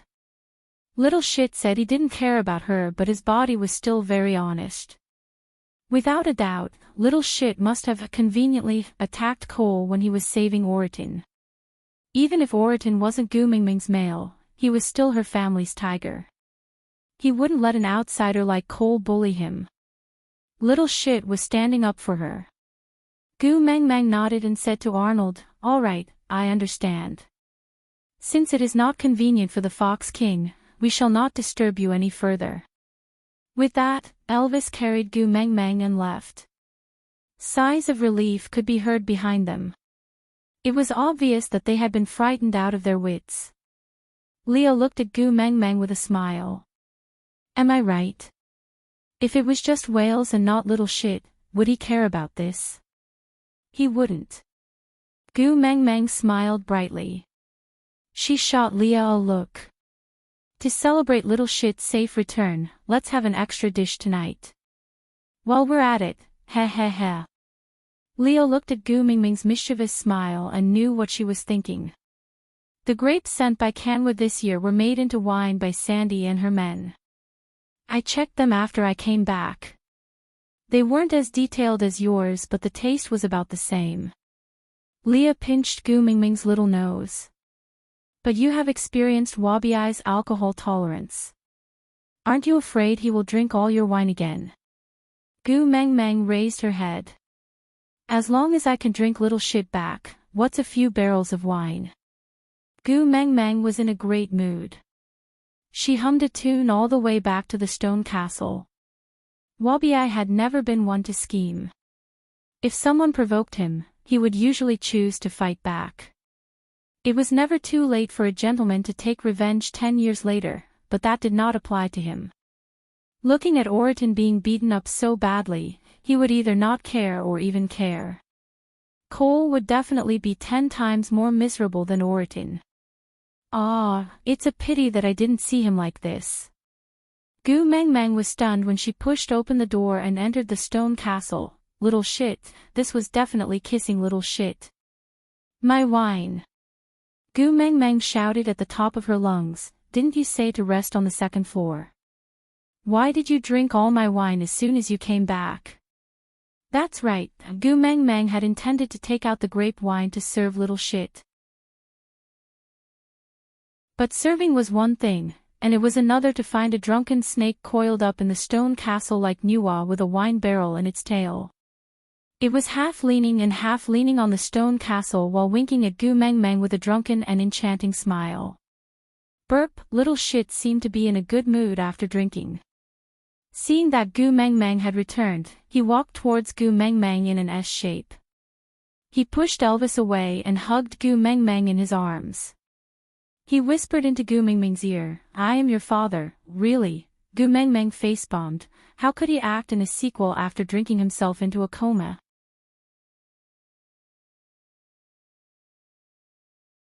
Chapter 1531. You don't believe me. Wales seemed unhappy. He raised his upper body and lifted Gu Meng Meng by the collar, lifting her feet off the ground, as if he was grabbing a little chick. He shook her for a while and watched Gu Meng Meng swinging around his hand like a pendulum. He chuckled and said mysteriously, "Look, you have Snake's mark on the back of your neck, right? I heard he's dating you over there. According to that fellow's character, you won't be able to run away and you'll definitely have to marry him. I'm his father, am I also your father?" Gu Meng Meng followed Whale's words and thought, it seemed to be the case. Looking at the development of Snake and Gu Meng Meng in the dream world, there was probably no other possibility for her. But, how should she put it? Although they had the same face, the same name and even the same past experiences and memories, the Gu Meng Meng in that space was not herself. So Gu Meng Meng still felt that she could not recognize this father. "Sometimes, I really feel that your little mouth, haha, tell me, is it because your mouth is straight or is it because of fate? You wanted me to lie to Cole and say that the reason I'm not afraid of you anymore is because I mated with Wang Xiaoxin. Ha ha ha, didn't I mate with her? If not, where did Snake come from? But, I can't find her." With that, little shit let go of his hand and Gu Meng Meng fell vertically. Elvis quickly caught hold of Gu Meng Meng. He frowned and looked at Wales unhappily. Gu Meng Meng patted Elvis's shoulder and shook her head, saying, "He has been holding it in for thousands of years. It's good to let him get drunk and vent his frustrations." Elvis did not say anything and just quietly placed Gu Meng Meng on the ground. Then, he sighed and quietly stood a step away from Gu Meng Meng, so that he could protect her when Wales went crazy again. Leah hugged Elvis's shoulder and said, "Put yourself in my shoes. If Gu Meng Meng insists on leaving through the doors of time and space tomorrow, would you stop her?" "Stop me?" Elvis gritted his teeth. "Leah, what if you can't stop her?" Elvis frowned and said, "Follow." Lee's smile widened and he asked again, "What if she doesn't?" Elvis's brows furrowed into a dead knot, but his voice turned cold as he said calmly, "Die." Leah nodded in agreement. "Both of us have the same thoughts." Wales was the same back then. But you know what happened in the end. That woman tore off the scales protecting his heart and dug out his heart. Elvis felt a tug in his heart as he felt a strange sense of empathy. He loved Gu Meng Meng and was willing to die for her. He was not afraid of death, but if the reason she wanted him to die was to leave, the so-called heart-wrenching and bone-biting was nothing more than this. Looking at Wales' wavering drunken state, Elvis suddenly felt a sense of empathy. He turned to look at Leah and smiled. "We are different from him. Xiao Meng is still soft-hearted." Leah nodded in agreement. "That's right. Our luck lies in the fact that Meng Meng's world doesn't have any worries that Meng Meng can't let go of, and that Meng Meng can't bear to see us. Therefore, although he is powerful, he is just a pitiful person."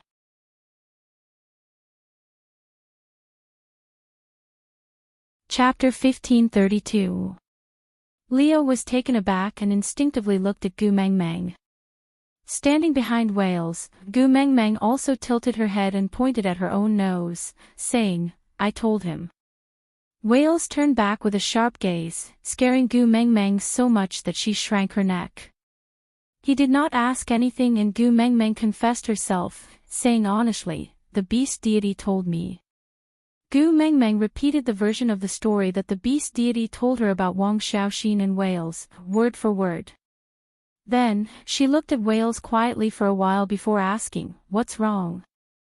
Did the beast deity say something wrong?" Wales seemed to have sunk into deep thought. She did not know if it was because the alcohol had gotten to his head and caused him to be slow or his thoughts had flown elsewhere. Anyway, he was just dazed for a long time before he suddenly laughed, a very joyful kind of laughter. He held Gu Mingming's shoulders with both hands, his eyes shimmering with tears as he asked word by word, "The beast deity really said that she was waiting for me?" Gu Mengmeng nodded blankly, saying, "What's wrong? Things between the two of you are not like this." Wales slowly closed his eyes as tears flowed down from the corners of his eyes. His lips were still curled up with a smile that made one's heart ache for him. "Little shit, are you alright?" Gu Mingming's heart ached for Wales as she looked at him. Wales nodded and said, "I'm fine, I can't be any better. Knowing that she is waiting for me, I did not waste these 1,000 years. Come, Gu Mengmeng, have a drink with me." This word "me" made Gu Mengmeng feel at ease all of a sudden. Regardless of whether he was called Wabi or Wales, he was still her little shit. Just like what Leah had said, if Wales was Wabi's true form, then she should accept him. Although he was not as cute as Wabi and was so arrogant and awkward, no matter what, as long as he was little shit, he was still her friend. Crossing 1,000 years and becoming friends with the husband of the previous messenger of the beast deity, Snake's father, this could really be considered as forgetting the difference in age. Gu Mengmeng raised her wine glass and clinked it with Wales without a word, saying, "A toast to you, to congratulate you on your return." Cheers! Wales didn't stand on ceremony either. He downed the cup of wine without leaving a single drop behind. Gu Mengmeng really wanted to say that wine was not sorghum liquor, it was really not the way to drink it. But little shit's current state.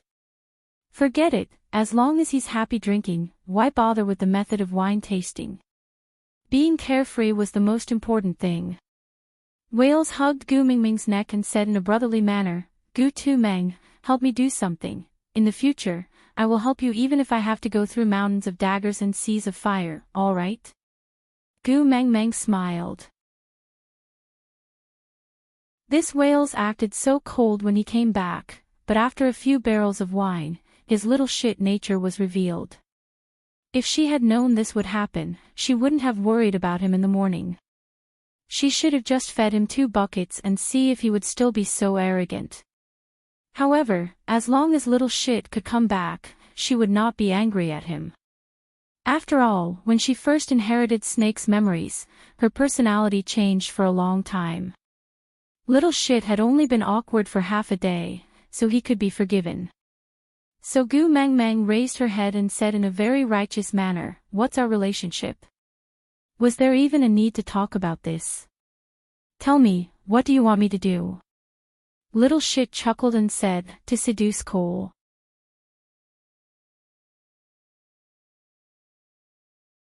Chapter 1533. Wales waved his hands carelessly and said, "Who asked you to really sleep with him?" "TSK, so stupid, how can I push my own daughter-in-law onto another male's bed? Do you think I am a fool?" Gu Mengmeng suddenly felt speechless. Her relationship with Snake was very subtle, but she really did not seem to be worthy of being called daughter-in-law by Wales. "I just want you to plot against Cole once, to make him fall in love with you wholeheartedly, because only then can his heart be used." Wales smiled in a drunken haze, with the unique craftiness and malevolence of the snake tribe. With a face full of schemes, he said, "Do you know where the spirit of the rocky cliffs is?" Gu Mengmeng shook her head, but she had a question in her mind. Could it be that the spirit of the rocky cliffs was related to Cole? Wales seemed to have seen through Gu Mingming's thoughts, so he smiled and nodded his head, saying, "The spirit of the rocky cliffs is a derivative of the soul of the forest. For a tree to grow, it needs to absorb nutrients, and Cole is that nutrient now." Gu Mengmeng looked at Wales in confusion. Wales let out a drunken burp, but didn't say anything. He only stretched out a finger and pointed at the air, saying, "The soul of the forest originally had 2 leaves, one on the left and one on the right. Both of them can save lives. They can grow flesh from bones and bring the dead back to life." "Yes, that's it. But, actually, it still has a 3rd leaf. Only when this 3rd leaf grows out and fully unfurls, will the spirit of the rocky cliffs appear." As Wales spoke, he swayed to Gu Meng Meng and placed both his hands on her shoulders. He tried to make his gaze look serious, but Gu Meng Meng only saw his drunken expression. "This first leaf is called benevolence, the second is called kindness, the third is called love. So, if you want the spirit of the rocky cliffs to appear, you have to make Cole fall in love with you, love you so much that he is willing to die for you. Only then will the 3rd leaf of the soul of the forest unfurl." With that, Wales let go of Gu Mingming's hand and stared straight at his palm. "Only when you gather all 7 treasures, can I be truly revived, and then I can see her. 1,000 years, I have wasted a whole 1,000 years." Wales let go of Gu Mingming's hand and stared straight at his palm. Gu Mengmeng puffed up her cheeks and thought for a long while before shaking her head. "I don't understand. Why must Cole fall in love with me before the 3rd leaf will bloom?" "Because you won't love him." Wales seemed to have thought of a particularly funny thing. His eyes were filled with an amused smile as he said, "Do you know what is the most painful torture in this world?" Gu Mengmeng replied, "Parting forever." Gu Mengmeng had experienced these 4 words from Snake and again from Gregory. It could be said that she was deeply moved by them. Wales shook his head and said, "Parting in life and death is a sad thing. The so-called sad thing is that although it is difficult, it will pass. Just like me, I have been suffering for 1,000 years, but when I think about how I can return to her side soon, I feel that this 1,000 years of suffering is just an instant." Wales paused before looking at Gu Mengmeng. "When Snake died, you must have been in great pain, but has that pain faded to the point that you can't even remember it? So, the most torturous thing in this world is not parting forever. Because although it is painful, it will eventually be forgotten and it will slowly get better."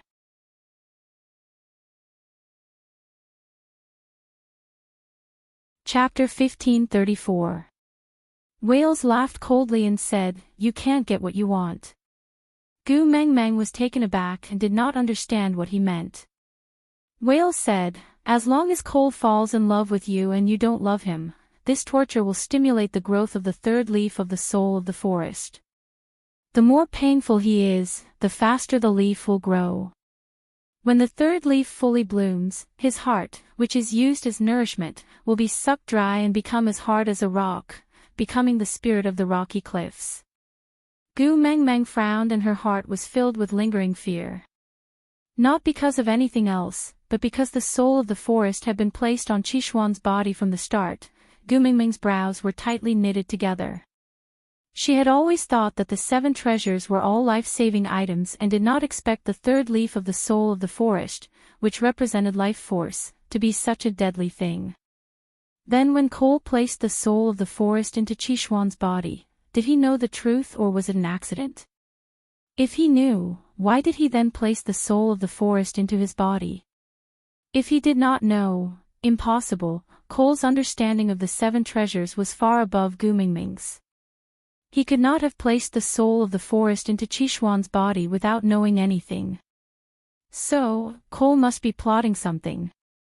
Is there any way to let the 3rd leaf bloom and obtain the spirit of the rocky cliffs without the person who is used as nourishment to die?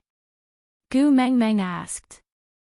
Wales nodded and answered honestly, "Yes, if you truly fall in love with him, cut out half of your heart and give it to him, he will not have to die."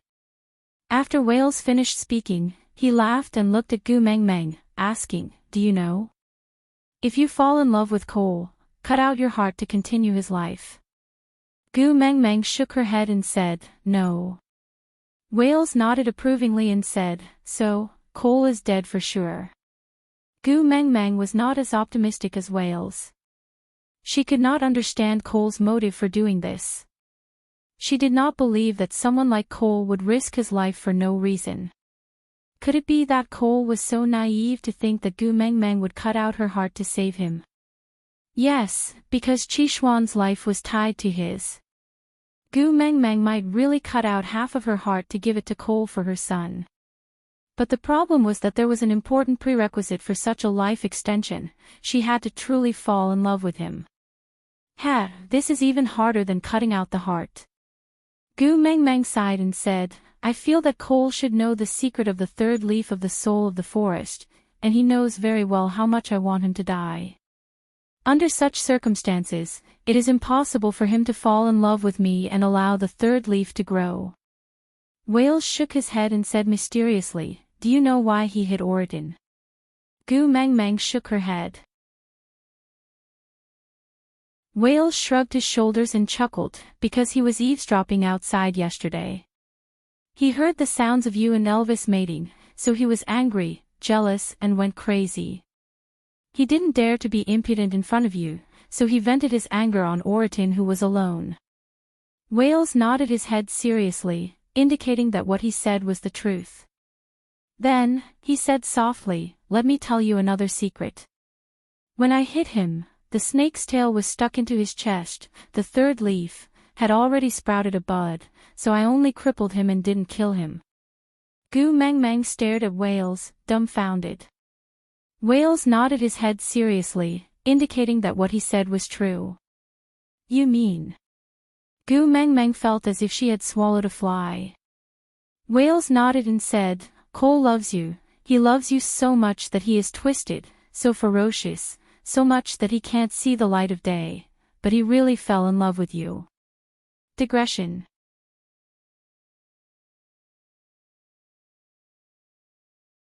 Chapter 1535. Gu Mengmeng pursed her lips. She loathed Cole and even hated him. Every time he used Qixuan to threaten her, her hatred and disgust towards him would increase. She wished she could skin him alive and break his bones. But she still felt repulsed by using emotions to feign civility. Yes, it was undeniable that Wales was right. To the males in the beast world, not getting what you want was the most heart-wrenching thing. But this situation was really despicable and Gu Mengmeng did not want to involve herself in it. Wales stared at Gu Mengmeng for a long time and understood the repulsion in her eyes. He took 2 steps back and said, Now we have 6 out of the 7 treasures, we only lack the spirit of the rocky cliffs. Gu Mengmeng. I beg of you. As long as you help me this time, Wales will owe you for the rest of my life. Gu Mengmeng knew about Wales and Wang Xiaoxin's relationship. It would be an exaggeration to say that she could empathize with him. You would never know how painful it was until you were stabbed.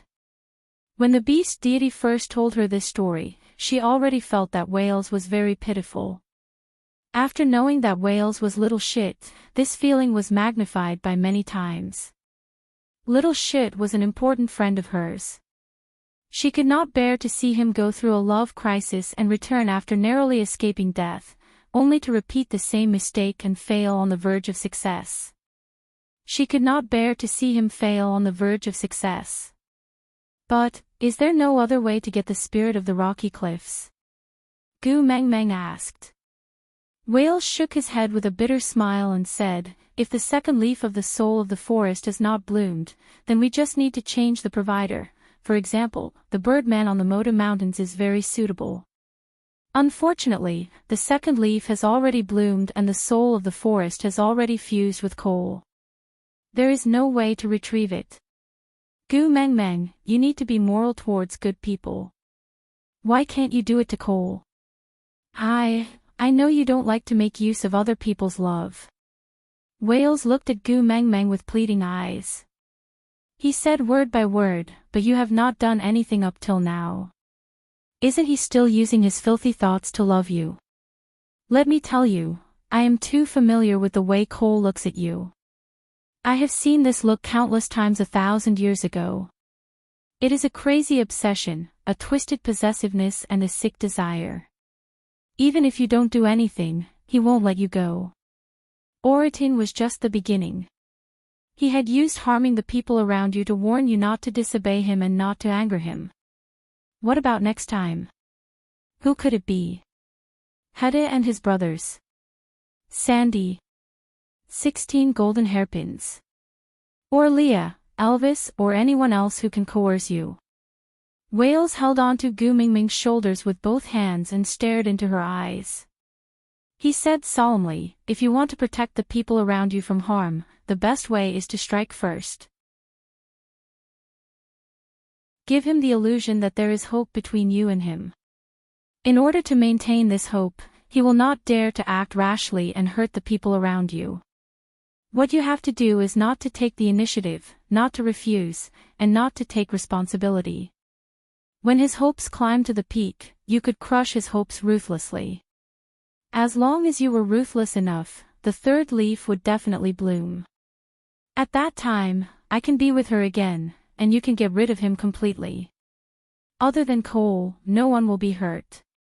And Cole only has himself to blame.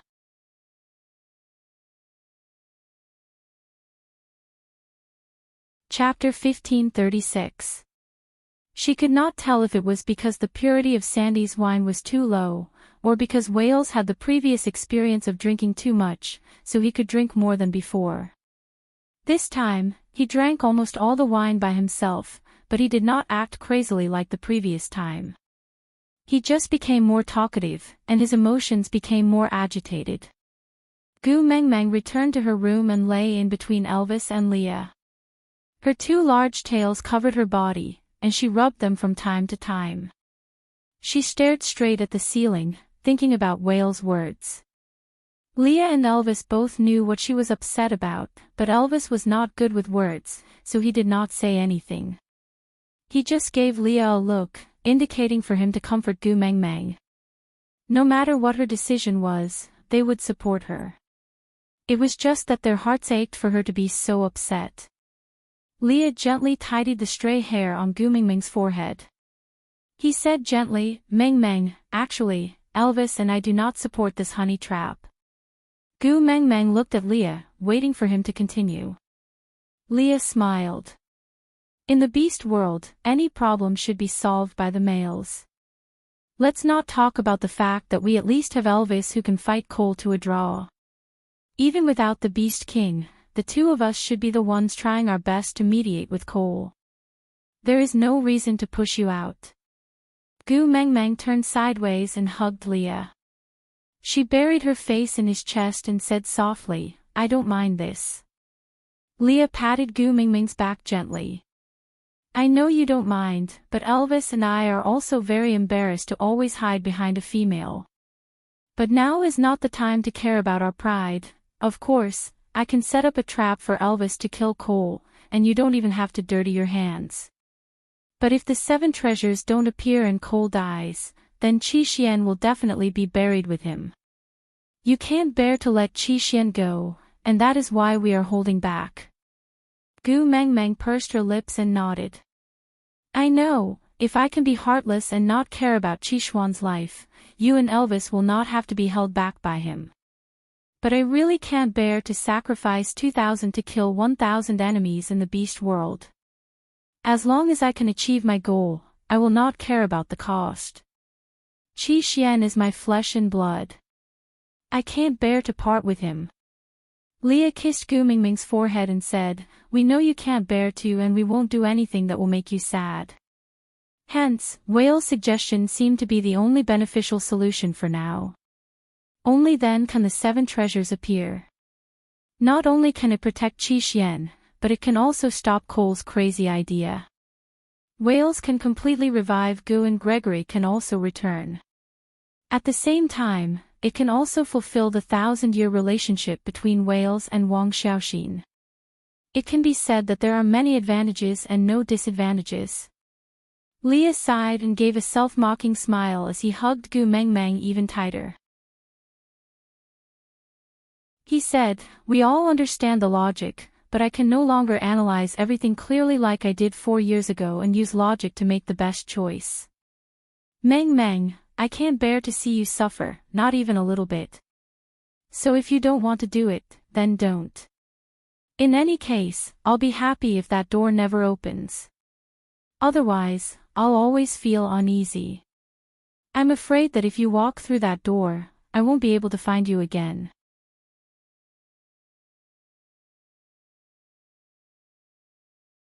Chapter 1537. Leo laid out the pros and cons for her to hear, but did not make the decision for her.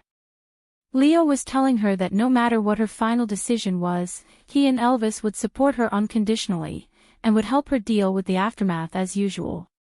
So, she could do whatever she thought she should do. That night, Gu Mengmeng tossed and turned, unable to sleep. Luckily, Gu Mingming's body had 2 of the 7 treasures supporting her, so she was not too tired after a night of not sleeping. But the next morning, a commotion came from the stone castle's entrance, causing Gu Mengmeng to frown. These days, there were really not many who dared to behave atrociously at her doorstep. Elvis carried Gu Mengmeng down from the 2nd floor and saw a wild wolf and a wild fox tearing at each other at the stone castle's entrance.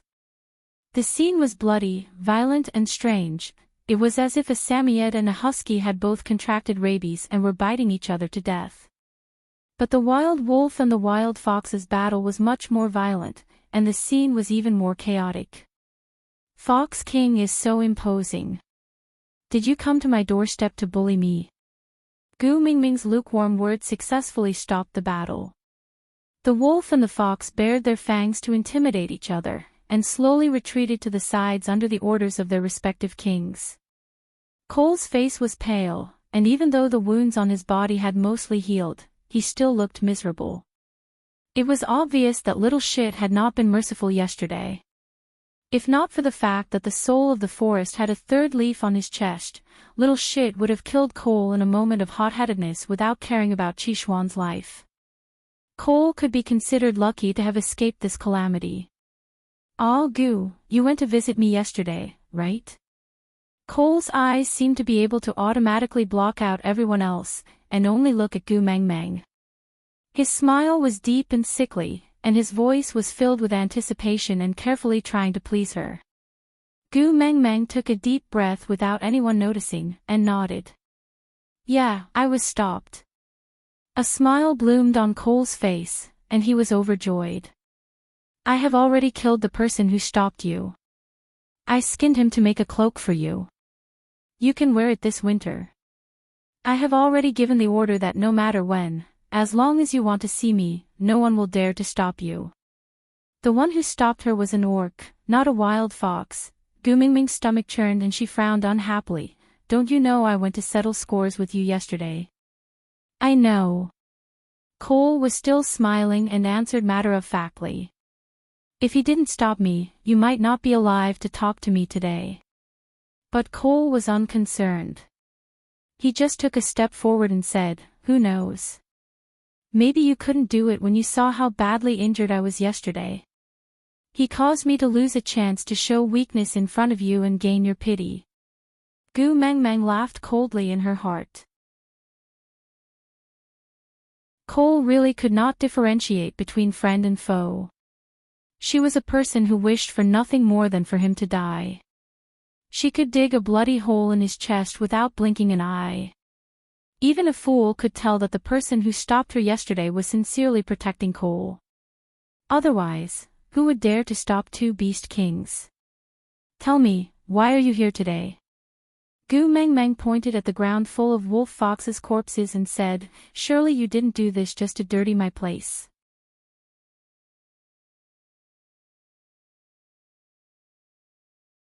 Chapter 1538.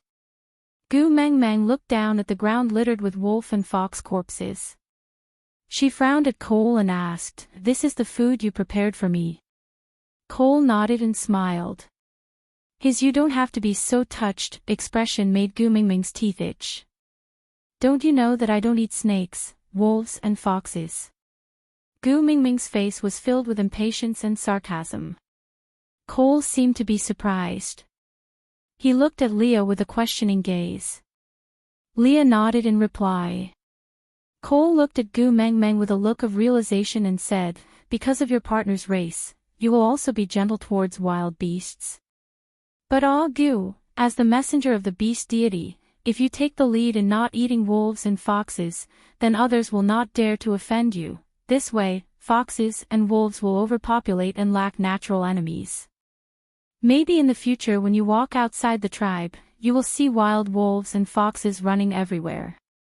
Gu Mengmeng choked and was a little speechless. So, Cole was saying that as the messenger of the beast deity, she would be a picky eater and disrupt the ecological balance of the entire beast world. Strangely, Gu Mengmeng thought of the Empress in the past television dramas. When the Emperor was eating, she said that he had eaten 3 mouthfuls and should stop eating. When the Emperor was drinking soup, she said that he had drunk too much and should stop drinking. The Emperor said, Empress, let's sleep. The Empress said, Your Majesty, you have to work hard and not be obsessed with women. If I were the Emperor, I would not like the Empress either. Gu Mengmeng looked at Cole like how the Emperor looked at the Empress. Standing on the side of justice, occupying the moral high ground and doing it for your own good, as a weapon to coerce all your actions. This Cole really treated himself as Gu Mengmeng's first partner. Did he think Elvis was dead? Gu Mengmeng snorted in disdain. She turned to look at Elvis and asked, Hubby, if I don't eat wolves and foxes, will the situation he mentioned really happen? No. Elvis answered calmly and said, If there are too many foxes, I will order the wild wolves to kill them. If there are too many wolves, I will order the wolf pack to digest internally. As for the snakes, they have lived in the Snake King Valley for thousands of years and have their own ecological cycle. They don't need outsiders to interfere. This outsider was naturally referring to Cole. Leah added, Elvis is right, after all, that Lord has already awakened, so the Snake Clan will naturally be under his command. Even if he's not free, there's still Meng Meng, the Holy Virgin, to take care of him. How can it be someone else's turn to bark? She was scolding Cole for being a busybody. With a glance from Elvis, the wild wolves dragged all the corpses at the entrance of the stone castle away, clearing up the area. Although the corpse had been dragged away, the ground was still stained with blood. Gu Mengmeng clicked her tongue and said with a displeased expression, I wanted to spend the winter in Sauder this year, but now it's a mess and there's the smell of blood everywhere, so annoying. I'm leaving, I'll be returning to St. Nazaire this year to spend the winter. Gu. Cole did not expect Gu Mengmeng to be chased away by his ruckus, so he called out anxiously, I will help you clean up the place and make sure there is no smell of blood. This year, it was better to stay in Sauder for the winter. After all, there's an underground tunnel here and you can still play with Sandy during winter. You won't be too bored, right? Gu Mengmeng looked at Cole, as if she was thinking about something.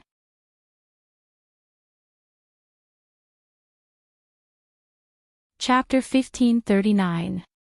I probably won't have time to play with Sandy this winter. Gu Mengmeng turned back to look at Cole, then at Lee's face.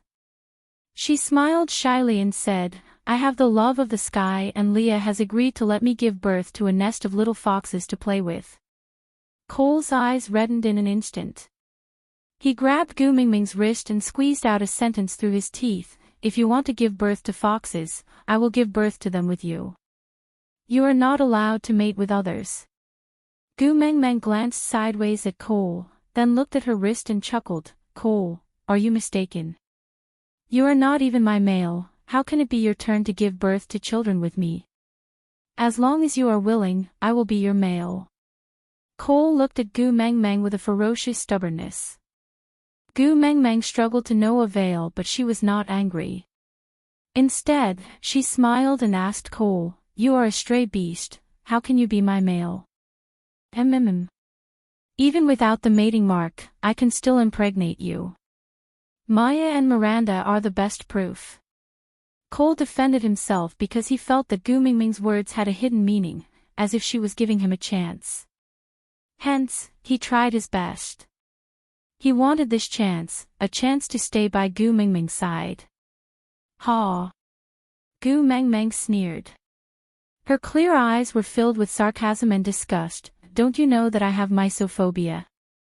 Why would I want someone else's used second-hand goods? Is your brain filled with hyaluronic acid? Did you even flatten the lines in your brain? Cole did not let go and said, you know that the Snow Fox tribe has no concept of chastity. But if you mind, I promise I will never touch other females in the future. You are the only one, all right. Gu Mengmeng did not say a word and just gave Elvis a look. Elvis's fists were already clenched tightly.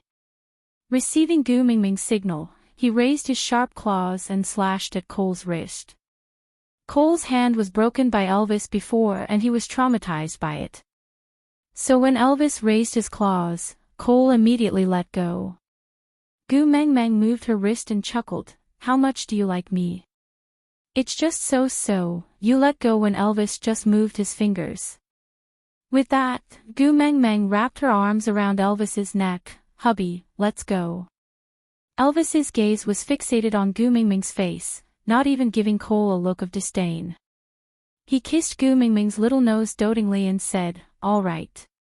Leo waved his tail and smiled elegantly when he passed Cole, Fox, King, Cole, and Cole, Fox, Ant. Leah. Fox and Leah, Cole, Leah, Leah, at, Leah, Wolf. So let's go back now, Elvis and I will go out and help you replenish some of your favorite fruits and vegetables. It won't be a problem to survive the cold. Goo of goo. Goo, and to, Cole of, goo, at, to say, and.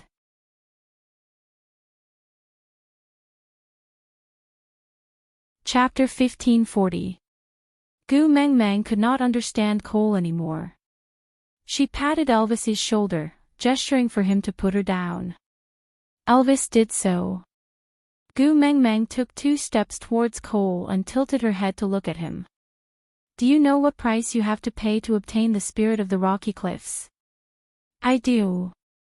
Cole answered without hesitation. Seeing Gu Mengmeng take 2 steps towards him, he smiled warmly. If you know, you still. Cole took 2 steps forward and stood in front of Gu Mengmeng. He looked at Gu Mengmeng with a deep and resentful gaze. He smiled.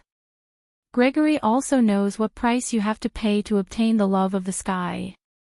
Didn't he still bring you up Moda Mountains? Do you think I am worse than him? Ah, Gu, let me tell you. My heart for you is firmer than anyone else. For you, I can do anything. Cole placed his hand over his heart. His lips curled into a devilish smile. Qi Xian was trained by me. Do you really think he can hide his little tricks from me? Using bewitchment in front of me is no different from showing off in front of an expert. But I still let him do as he pleases. Why do you think so? Gu Mengmeng shook her head. She pursed her lips and did not say a word. Jiaoyu was right about one thing. You should never try to understand a lunatic's thoughts. Because you could not understand his logic. In Gu Mengmeng's eyes, the Cole before her was a complete lunatic. Just his plan to occupy the earth was enough for him to be locked up in the Green Mountain Lunatic Asylum for the rest of his life. Because I need a reason to treat you well openly. I need a reason to tell the world that I love you. Cole looked up and laughed. It was filled with arrogance and sorrow. His voice was a little hoarse and full of vicissitudes. Everyone says that I betray the world, but when has the world ever treated me well? Ah, Gu, you only know that I don't treat Leo well. But do you know why I hate him and schemed against him? Cole looked back. His gaze locked onto Gu Mengmeng's face. Because my mother has the same bloodline as Miranda. Mother gave birth to 9 children. Only one of each child survived, because the others were eaten by their fathers the moment they were born. Gu Mengmeng felt a chill in her heart and instinctively took a step back. And the reason why we are still alive is not because of the greatness of parental love or the remaining kinship and humanity. Cole took a step forward and closed in on Gu Mengmeng. He suddenly raised his hand and pointed accurately at Leah. We are alive to feed him. Leah nodded and said, let's eat him.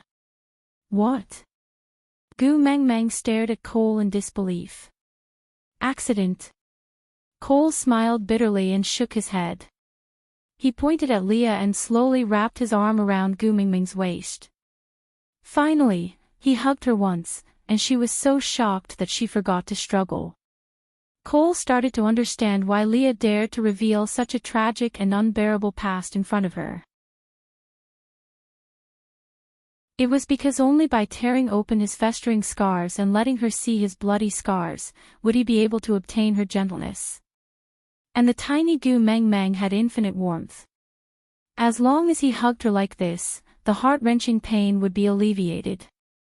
The pure and flawless son of the deity, shouldering the prosperity of the Snow Fox tribe. In order to obtain more power, my parents left the most outstanding one among the 9 brothers alive. Then, they personally skinned and broke their bones one by one to feed him. Aside from the topic, I said before, I want to kill Cole. And it was a soft knife cutting his flesh. The pain was endless and it was a killing that struck at his heart.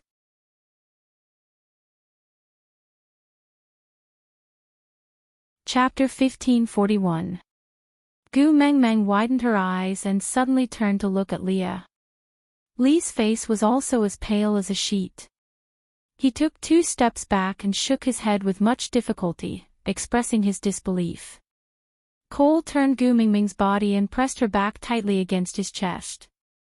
With one arm around her waist and the other holding her chin, he forced her to look at Leah.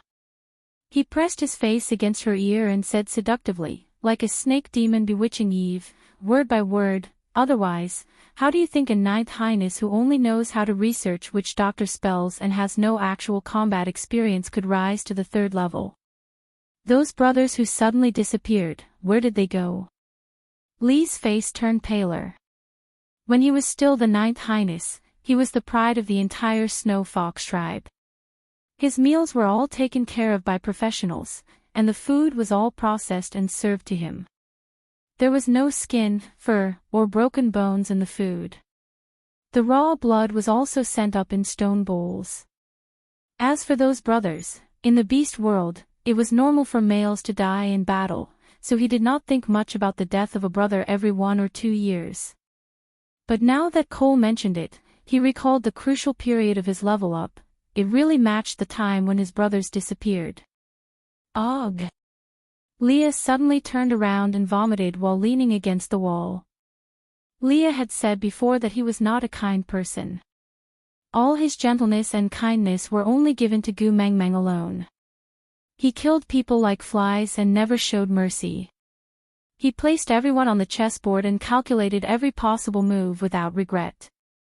When he was at his craziest, it was not like he had not eaten orcs before.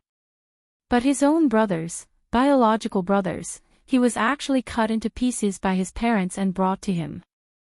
He didn't even know that he was eating his own brother's flesh and drinking his brother's blood as he studied the witch doctor's method of saving people. Leah vomited until his bile came out. His eyes were bloodshot from the pain. Gu Mengmeng's heart ached. She wanted to go to Lee's side to comfort him but was held back tightly by Cole. He always thought that I treated him well in order to make him careless. But that wasn't the case. In the beginning, I only wanted to protect myself. I spared no effort to please him because I hoped that he would see me as more important, so that my parents wouldn't dare to do anything to me. I just want to live, even if I have to be a dog that wags its tail and begs for pity in front of him. Cole gritted his teeth and said word by word, I succeeded. Because of his reliance on me, I was able to escape death time and time again. In the end, even my eldest brother died. Gu Mengmeng's body stiffened. She turned her head with difficulty and looked at Cole in disbelief. Cole chuckled. The eldest son of the Snow Fox clan will be in charge of political power. However, in order to help him ascend from level 2 to level 3, the Void Mother did not hesitate to order her males to surround and kill Big Bro. Then, she delivered Big Bro's flesh to him and coaxed him into eating it. Then I would be the last of the 9 brothers, except for him. Tell me, in order for him to reach the peak of 3rd level and welcome the arrival of the messenger of the beast deity in the most perfect state, will the mother beast still be afraid of Lee's concern for me? You're tuning into the LoveLore Library YouTube channel. We're so grateful for your support, and don't forget to subscribe to join us on this incredible journey through captivating stories. Your generosity through donations truly makes a world of difference, as it's the primary source of revenue that allows me to expand and enhance this channel for you. Thank you from the bottom of my heart for being a part of this adventure.